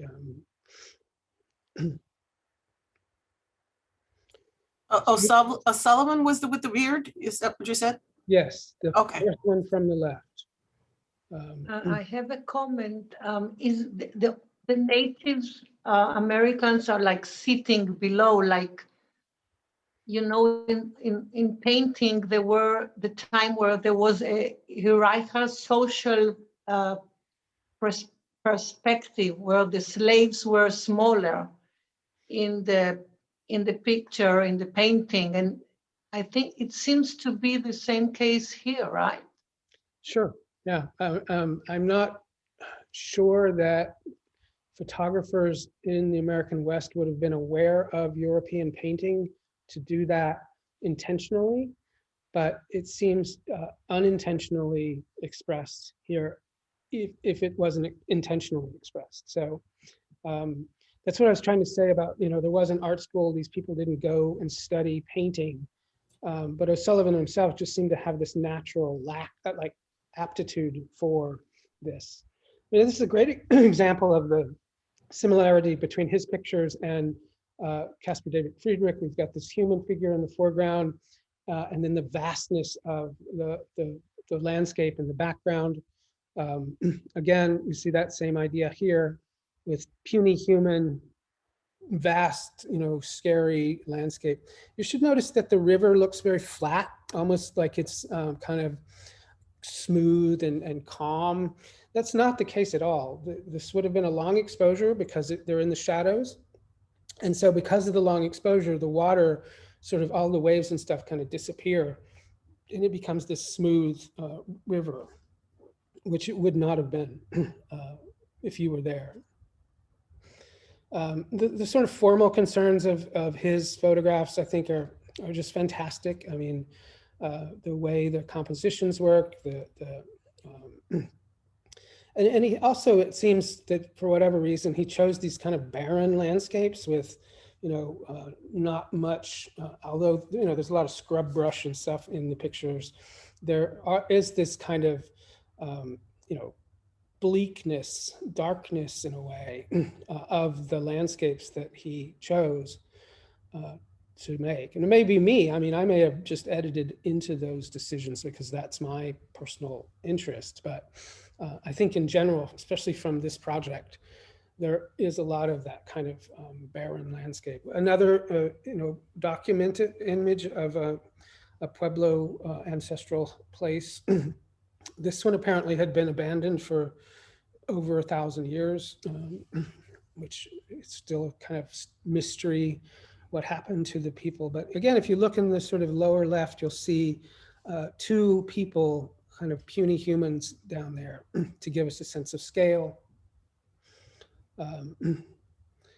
Sometimes they would actually travel by boat instead of by horse. This is another one of my favorites. I just love that sort of body gesture that the sailors kind of slumped over, maybe fixing a net or maybe fixing the sail or maybe just tired and resting. But again, you'll see that river looks perfectly flat and smooth, but you can see the white streaks that would have been white caps along that river. So, oops. Again, down in the very bottom, you'll see like a person and a mule or a horse.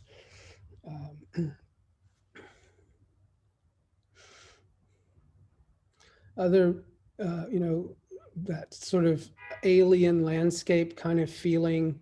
Again, he's got that probably his assistant or one of the people from the expedition in the frame for scale. Often photographed waterfalls, which is again that sort of idea of the sort of power of nature. And again, this tent in the foreground you can see to give it a sense of scale. No, Professor. Yes. Would you say it was because of these photos of the landscape? It's what made a lot of people in like quote unquote civilized land think like if this is so expansive, of course we need to move out. Like what gave the push, or was there, like you said before, like more politics like built into it? No, I think ultimately that one of the effects of these pictures was to encourage people to move west, to move out of what was at that time probably the East Coast along the water was where most people, well, I shouldn't say most people, where most non-native people were living at the time. And so one of the explicit goals of the parallel surveys was to make pictures that would encourage people to sort of expand. This one is in the collection of the Met. They often have it on display in the little hallway that runs to the photo galleries. But yeah, that was one. And another one, and you know, I want to point out again, there's like a tiny human sort of in the bottom right corner, maybe not quite corner, but in the bottom right side of the picture. But the other direct you know, result of these pictures was the establishment of the National Parks idea, the service, National Parks Service. So in the Grand Canyon was the first one. So the Congress, realizing the sort of natural beauty and the natural sort of wonderful nature, established the National Park Service so that those places could be preserved and not exploited. And so that was a direct result of the survey, the survey photographs. Another sort of like alien landscape, another alien landscape. But you know, and they had other effects as well. By the way, he used a mammoth plate camera. So just to make it even harder, the camera is 18 by 24 inches. So each one of these glass plate negatives were 18 by 24 inches. You can see that his technique was perfect. There's no pore marks or any kind of artifacts left by the technique. So there's no fingerprints, and some of the other photographers you could still see. This one's got some poor artifacts in the sort of right side at the bottom. You can see those lines. Those are from pouring the collodion on. This is also near tufa domes. This is tufa domes from the other direction, the tufa knobs, sometimes they call it.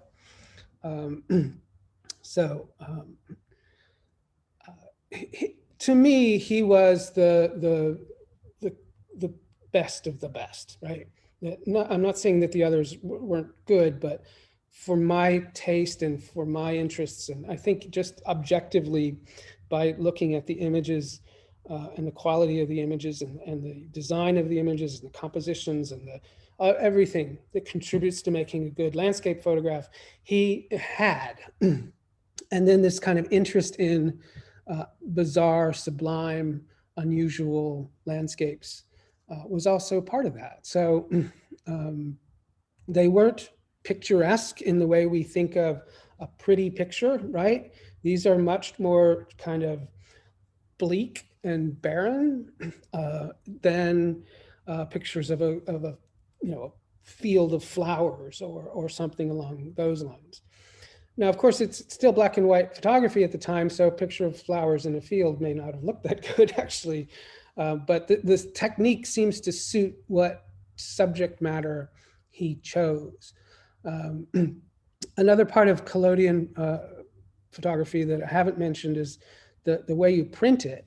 And we'll talk about this more in depth at some point, is albumin prints, they're called, which is basically egg whites and on paper.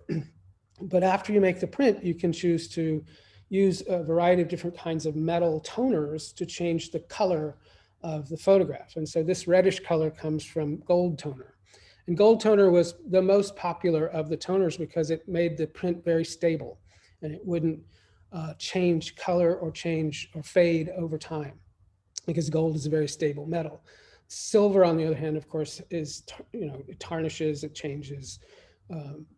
That ultraviolet light can harm it. And so by toning it, they're essentially replacing the silver with gold or platinum, or actually used uranium back then as a toner. Here's more from the sort of company store, so to speak, the mining towns. There's one of the mining towns itself. And he was very aware of this kind of involuntary slavery, essentially, that happened to so many of the men that sort of ended up in these places. They, you know, I'm not sure what this one's about, but Okay, so I'm gonna, all right, so, O'Sullivan had other projects besides the American West. This one we're gonna talk about more in depth in another of the modules in the class, but this is called Harvest of Death. It's a photograph of a battle scene, of the Gettysburg battle scene after the battle was over the next day. Obviously, photographers are not going to run around on a battlefield and take pictures during a war with like cannonballs and musket shots coming everywhere. They're not going to go out and pour the collodion and dip it in the silver bath and take the picture in a big black thing that makes them very visible and then immediately process it on the battlefield with bullets being fired. No, they came the next day after battles and documented the sort of results of it. And so this is of those pictures, my personal favorite. I really just like, I was talking about his inherent sort of sense of composition and what makes a good picture. This one is a good example of that. If you've ever heard of the rule of thirds, where you basically put a tic-tac-toe board on your picture, and this kind of bottom third line where the soldiers are in the foreground, and then the horizon line being a third of the way down from the top, sort of really sort of almost perfectly goes along with that rule of thirds idea. The officer on the horse is blurry and far away and sort of disappearing into the fog, showing how unimportant he is compared to the sharp, crisp, and large figures in the foreground who have died on the battlefield. And so there's a kind of political implication to the way he made the picture, that the soldiers are much more important than the officer on the horse. Or Professor. Yeah. It could show that the officer in this case is like the federal like the government's, like they're just like sending their people away, but they're keeping their distance.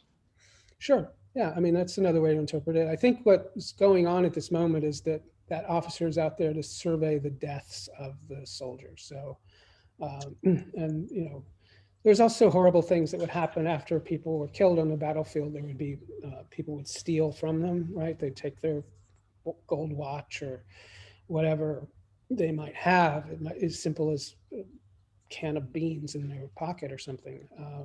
And so they would sort of have to kind of prevent that kind of looting of the bodies after the battle. Professor, I have a question. Yeah. I was actually thinking about the rule of thirds when we were looking at the pictures, and then you brought it up, but I was wondering, was this, because you said he was aware of the composition, was like, that type of composition in the rule of thirds, was that something that kind of followed after his work, or was that something that was already established in what he was thinking about? No, I keep trying to reiterate that, he was not formally trained as an artist. So even if it had existed at the time, he probably would not have heard of it. And really the rule of thirds is a very late 20th century idea, hundreds of, over 100 years past these pictures. So, it's not something that he would have had in his mind when he was making them. It's just that he was so intuitive, in my opinion, that it just happened naturally to his pictures. So, so another one of the West Coast photographers is this guy, Carlton Watkins. Watkins is another one of these really interesting characters. He had at least 3 different careers in photography where he was very successful at a certain point and then lost everything, started another kind of photographic project, got very successful again, and then lost all of that as well. And then at the end of his life, he was hired by the federal government to take pictures of the environment. They would just sort of started this idea of understanding how erosion and other kinds of natural phenomenon were damaging well, specifically the farmlands in Central America. And so that was his 3rd career though. So Watkins was hired by the railroad companies, and you'll often see in Watkins' pictures a railroad because that's who's paying him. And so, you know, he had his own railroad car. I think I have a picture of it later. It's amazing. I mean, it's an awesome, cool thing. And he could basically change the railroad schedule whenever he wanted. He was like, I want to go over there on Thursday. Well, there's no train going on Thursday. They'll make one. And they did. And so his darkroom was in in his rail car, in his own personal railroad car.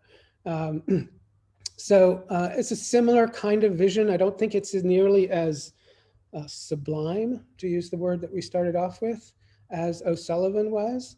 But you know, here they're building a railroad track bridge thing. And so a lot of his pictures were really kind of documenting the expansion of the railroad as it happened. But some of them still had this kind of sublime beauty that I've talked about. But even here, those are rail cuts for railroad cars to go in that you're seeing here on the mountains. Large scale panoramas, multi-scale. And another example of that kind of almost alien landscape that happened out there. But generally, when I think of Watkins, I think of the railroad photographs, but there's still some of this stuff. And there's another thing that's important. You know, I said at the beginning, sort of jokingly, but actually I mean it, not anyone should ever do Ansel Adams for their project for me. And one of the things that's very clear to anybody who spends any time looking at Watkins is that Ansel was, it's almost like he was trying to find Watkins' tripod holes. So he could stick his tripod in the same place that Watkins did, because a lot of the views in Ansel's pictures are almost exact replicas of Watkins' pictures. So this is some of the stuff that had more to do with erosion and topsoil problems from another project. He also worked in 3D. So this is half of a stereo view, again, with the railroad tracks in it. This looks a lot like another photographer whose name slipped my mind at the moment. But what you'll see at the top of these pictures is that oval that they've sort of cropped it with a circle, like the corners are rounded. And that's generally because the lenses weren't covering the whole frame. And so the photograph is kind of falling off at those corners. And so they would simply make them into a sort of like almost like a bridge with like a proscenium arch almost. So, all right, so Watkins, similar to Muybridge, this whole kind of American West exploration stuff, and some of his other stuff that he did for the, can't remember the name of it right now, but for, you know, studying erosion and other kinds of ecological problems. This one to me is the most strange one of all of them. I just can't imagine that's a real thing, but it is. And so this is very reminiscent of an Ansel Adams picture. Because of these Watkins pictures specifically, that became a national park. And so we have the Grand Canyon as a national park, and then we get Yellowstone as the second national park in the parks system. As I said, stereo views in 3D. Again, you can see the railroad tracks in the foreground. And also stereo views on glass, which would be a lot more like a phone is today, meaning that the light, instead of striking a piece of paper, a print, and then bouncing back up to our eye, the way that most art, painting, etc., is done. These were done on transparency glass, and then light would come through the image from behind rather than bouncing off the surface to the eye. And that would make them much more sort of luminescent. It's like a computer screen kind of glowing from inside. And that would have a lot more tonal range and depth and volume to them than a print or a print on paper would. Another one of the West Coast photographers, exploration photographer, Jackson. And so he also made pictures of Yellowstone And this is his rail car. And so you can see that's how he traveled. I don't think you need to know any of the specific dates of what these were and where they were or anything like that. It's just this idea that, you know, a number of photographers, a handful, half dozen specific ones did this incredibly difficult thing where, I mean, look at the size of that camera, right? That's glass and metal. They had to carry all this stuff with them, all that clean glass and all of the chemistry and all of the other pieces of gear that it took to make a mammoth plate camera work like that. That's the size of a mammoth plate camera. And so this was a hell of a difficult thing to do.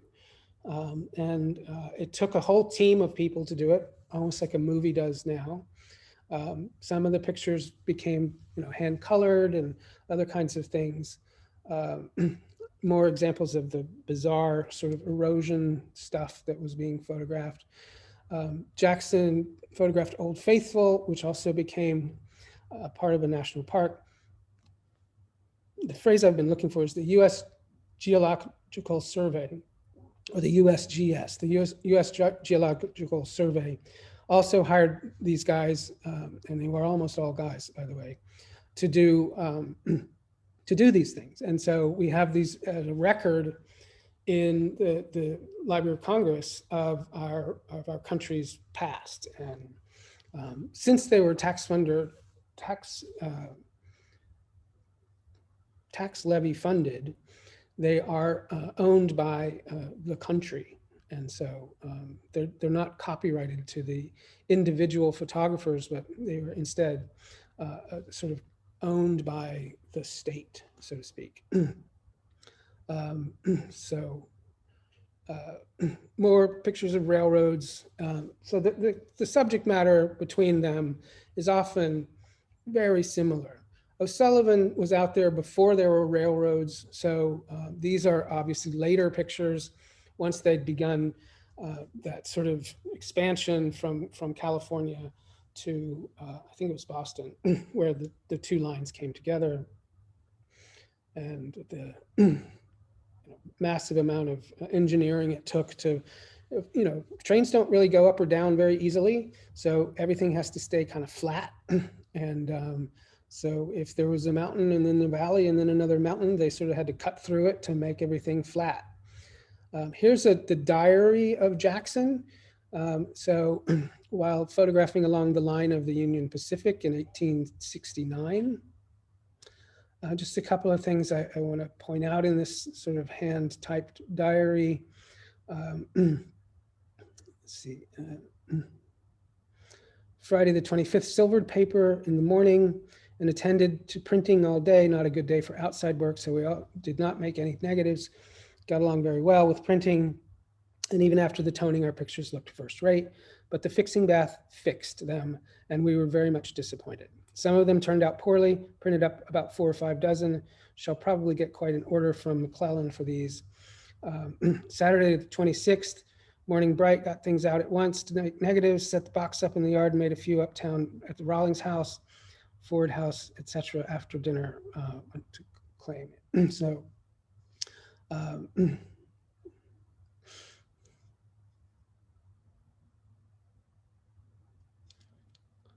so some more of the stereo views from Jackson of the American West. As I said, I mean, I think, you know, if we are trying to sort of view history in a more broad sense than it's normally been presented in this country. I mean, history has always been, right, hold on, I have to get something. I'll be right back.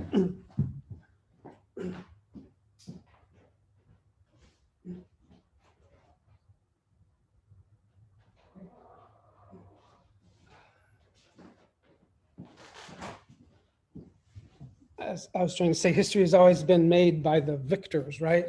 But obviously there were a lot of victims in this expansion to the West Coast, most of those being Native Americans. And so the politics of the images needs to be reconsidered.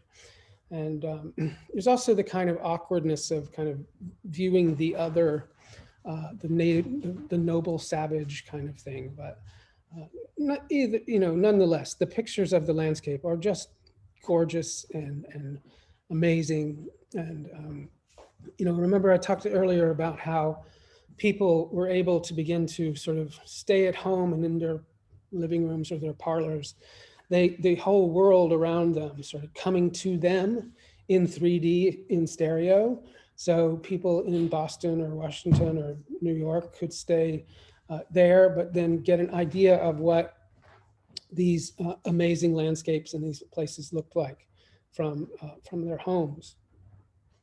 Another one of these photographers was Gardner, who also became one of the Civil War photographers.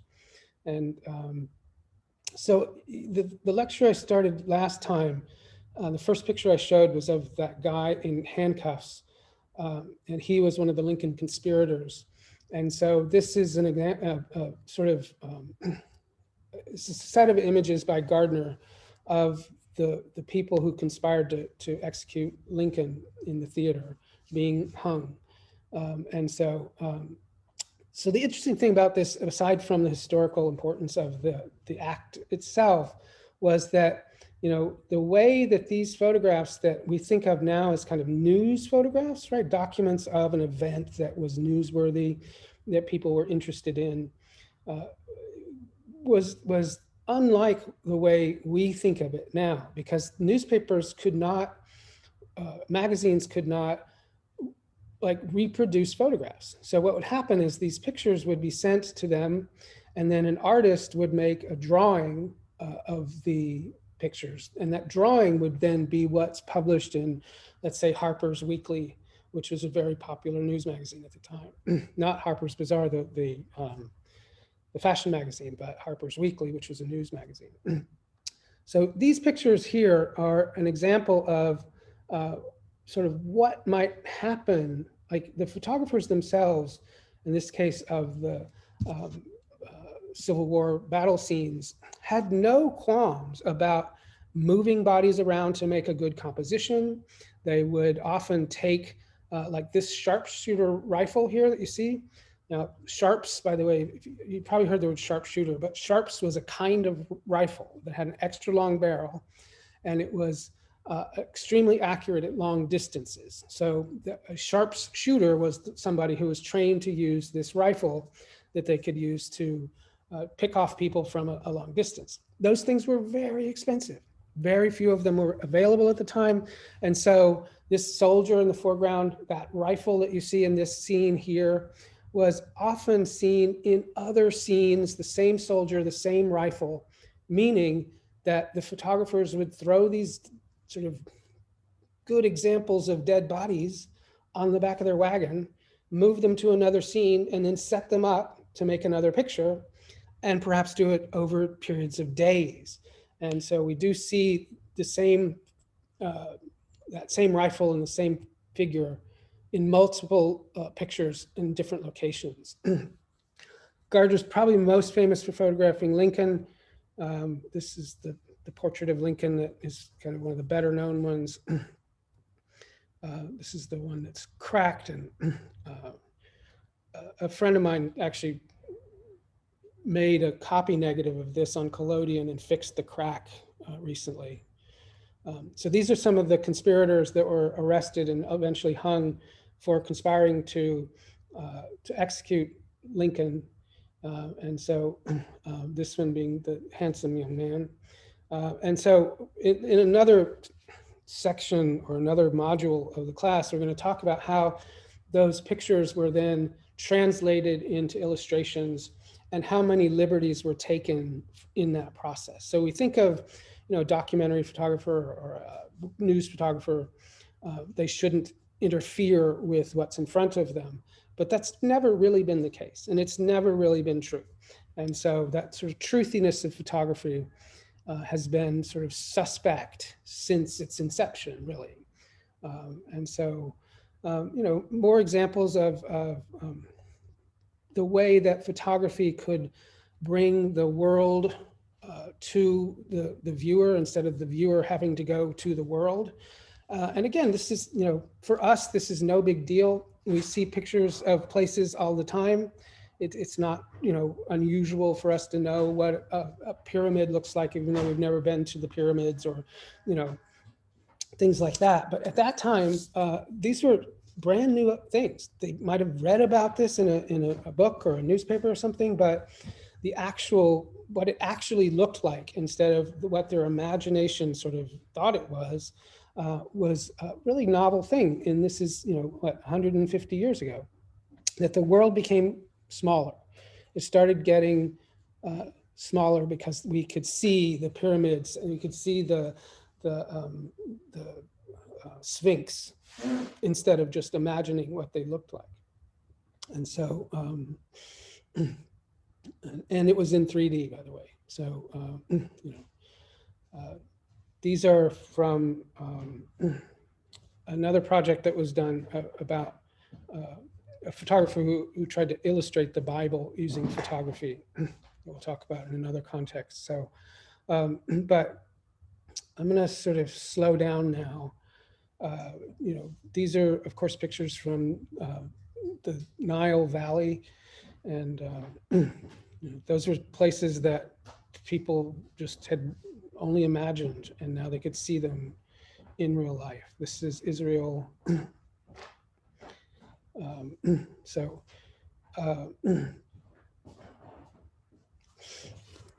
I'm going to stop in just a minute, but do you guys have any comments or thoughts or questions about what we've been seeing today?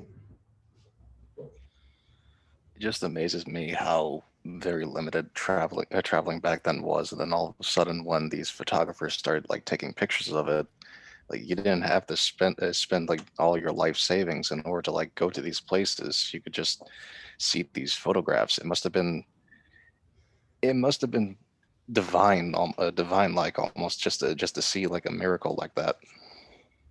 I agree with you, and I've been trying to emphasize how how different it must have been for people 150 years ago than for us now to see these places. I mentioned at the beginning of class that if I ask you to photograph or to count how many photographs you saw in a day, it's an almost impossible task because it's so ubiquitous.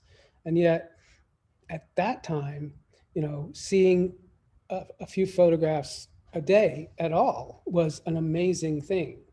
And so like I have a question. Sure. I just wanted to ask you personally if you believe that photography of landscapes encourages or discourages traveling to those places. Well, I think that certainly, in my opinion, it encourages people to go, right? You see a fascinating place and you say, I want to go there. It can be as simple as a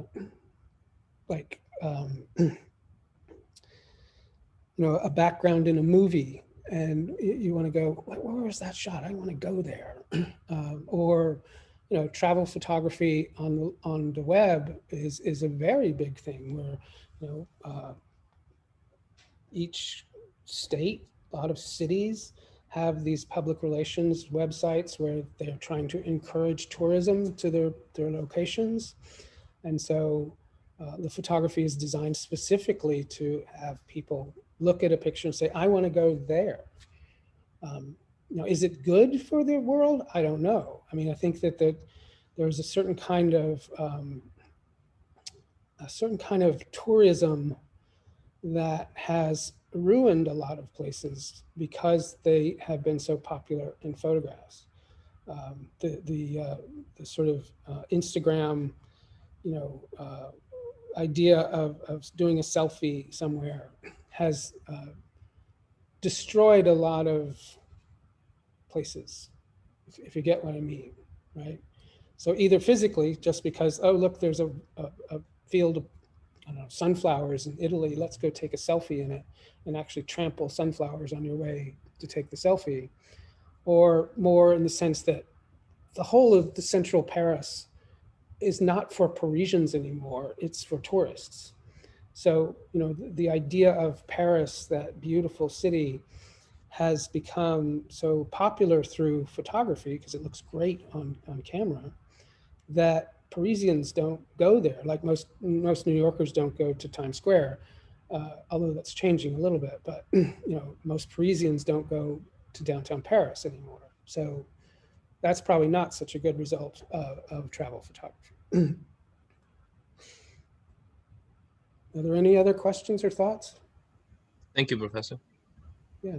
Oh, before we end, the only thing I see that's due on the syllabus are what, the 3 articles to read. Yeah, and I just wanted to say that we're not going to discuss those until we get to the part of the module on fact. So we're a little bit behind, as I usually am at this point, because I show a lot of pictures. But just understand that they're long. First of all, I think you're either going to love it or hate it, because it's a really fascinating mystery that's really interesting to read about. But it's long, and then the the what it's related to in the course is, we'll be talking about it when we get to the fact module. So it's not due right away to read all 3 of those, because they're long, like I said. It seems like it's about staging. I started the first one, but it is long, like you say. It is. It's sort of, you know, and really, I think the way I initially thought about this course 15 years ago or more, when I started teaching it, was to sort of talk about that idea that eventually became the word truthiness. You've probably heard that word, right? Where it's kind of true, but not really. And I think that one of the things I try to do in the course is really point that out, that photography is kind of truthy. It's never actual fact, and it can be complete and utter fiction. And yes, the article is about sort of which of these 2 photographs came first, which one was set up, and which one was natural. So, all right, I'm going to sign off now, unless there's any more questions. All right, I'll see you guys next week. Good night. Bye. Yeah. Thank you. Thanks so much. Bye, everyone. Yeah, thank you, Professor. Absolutely.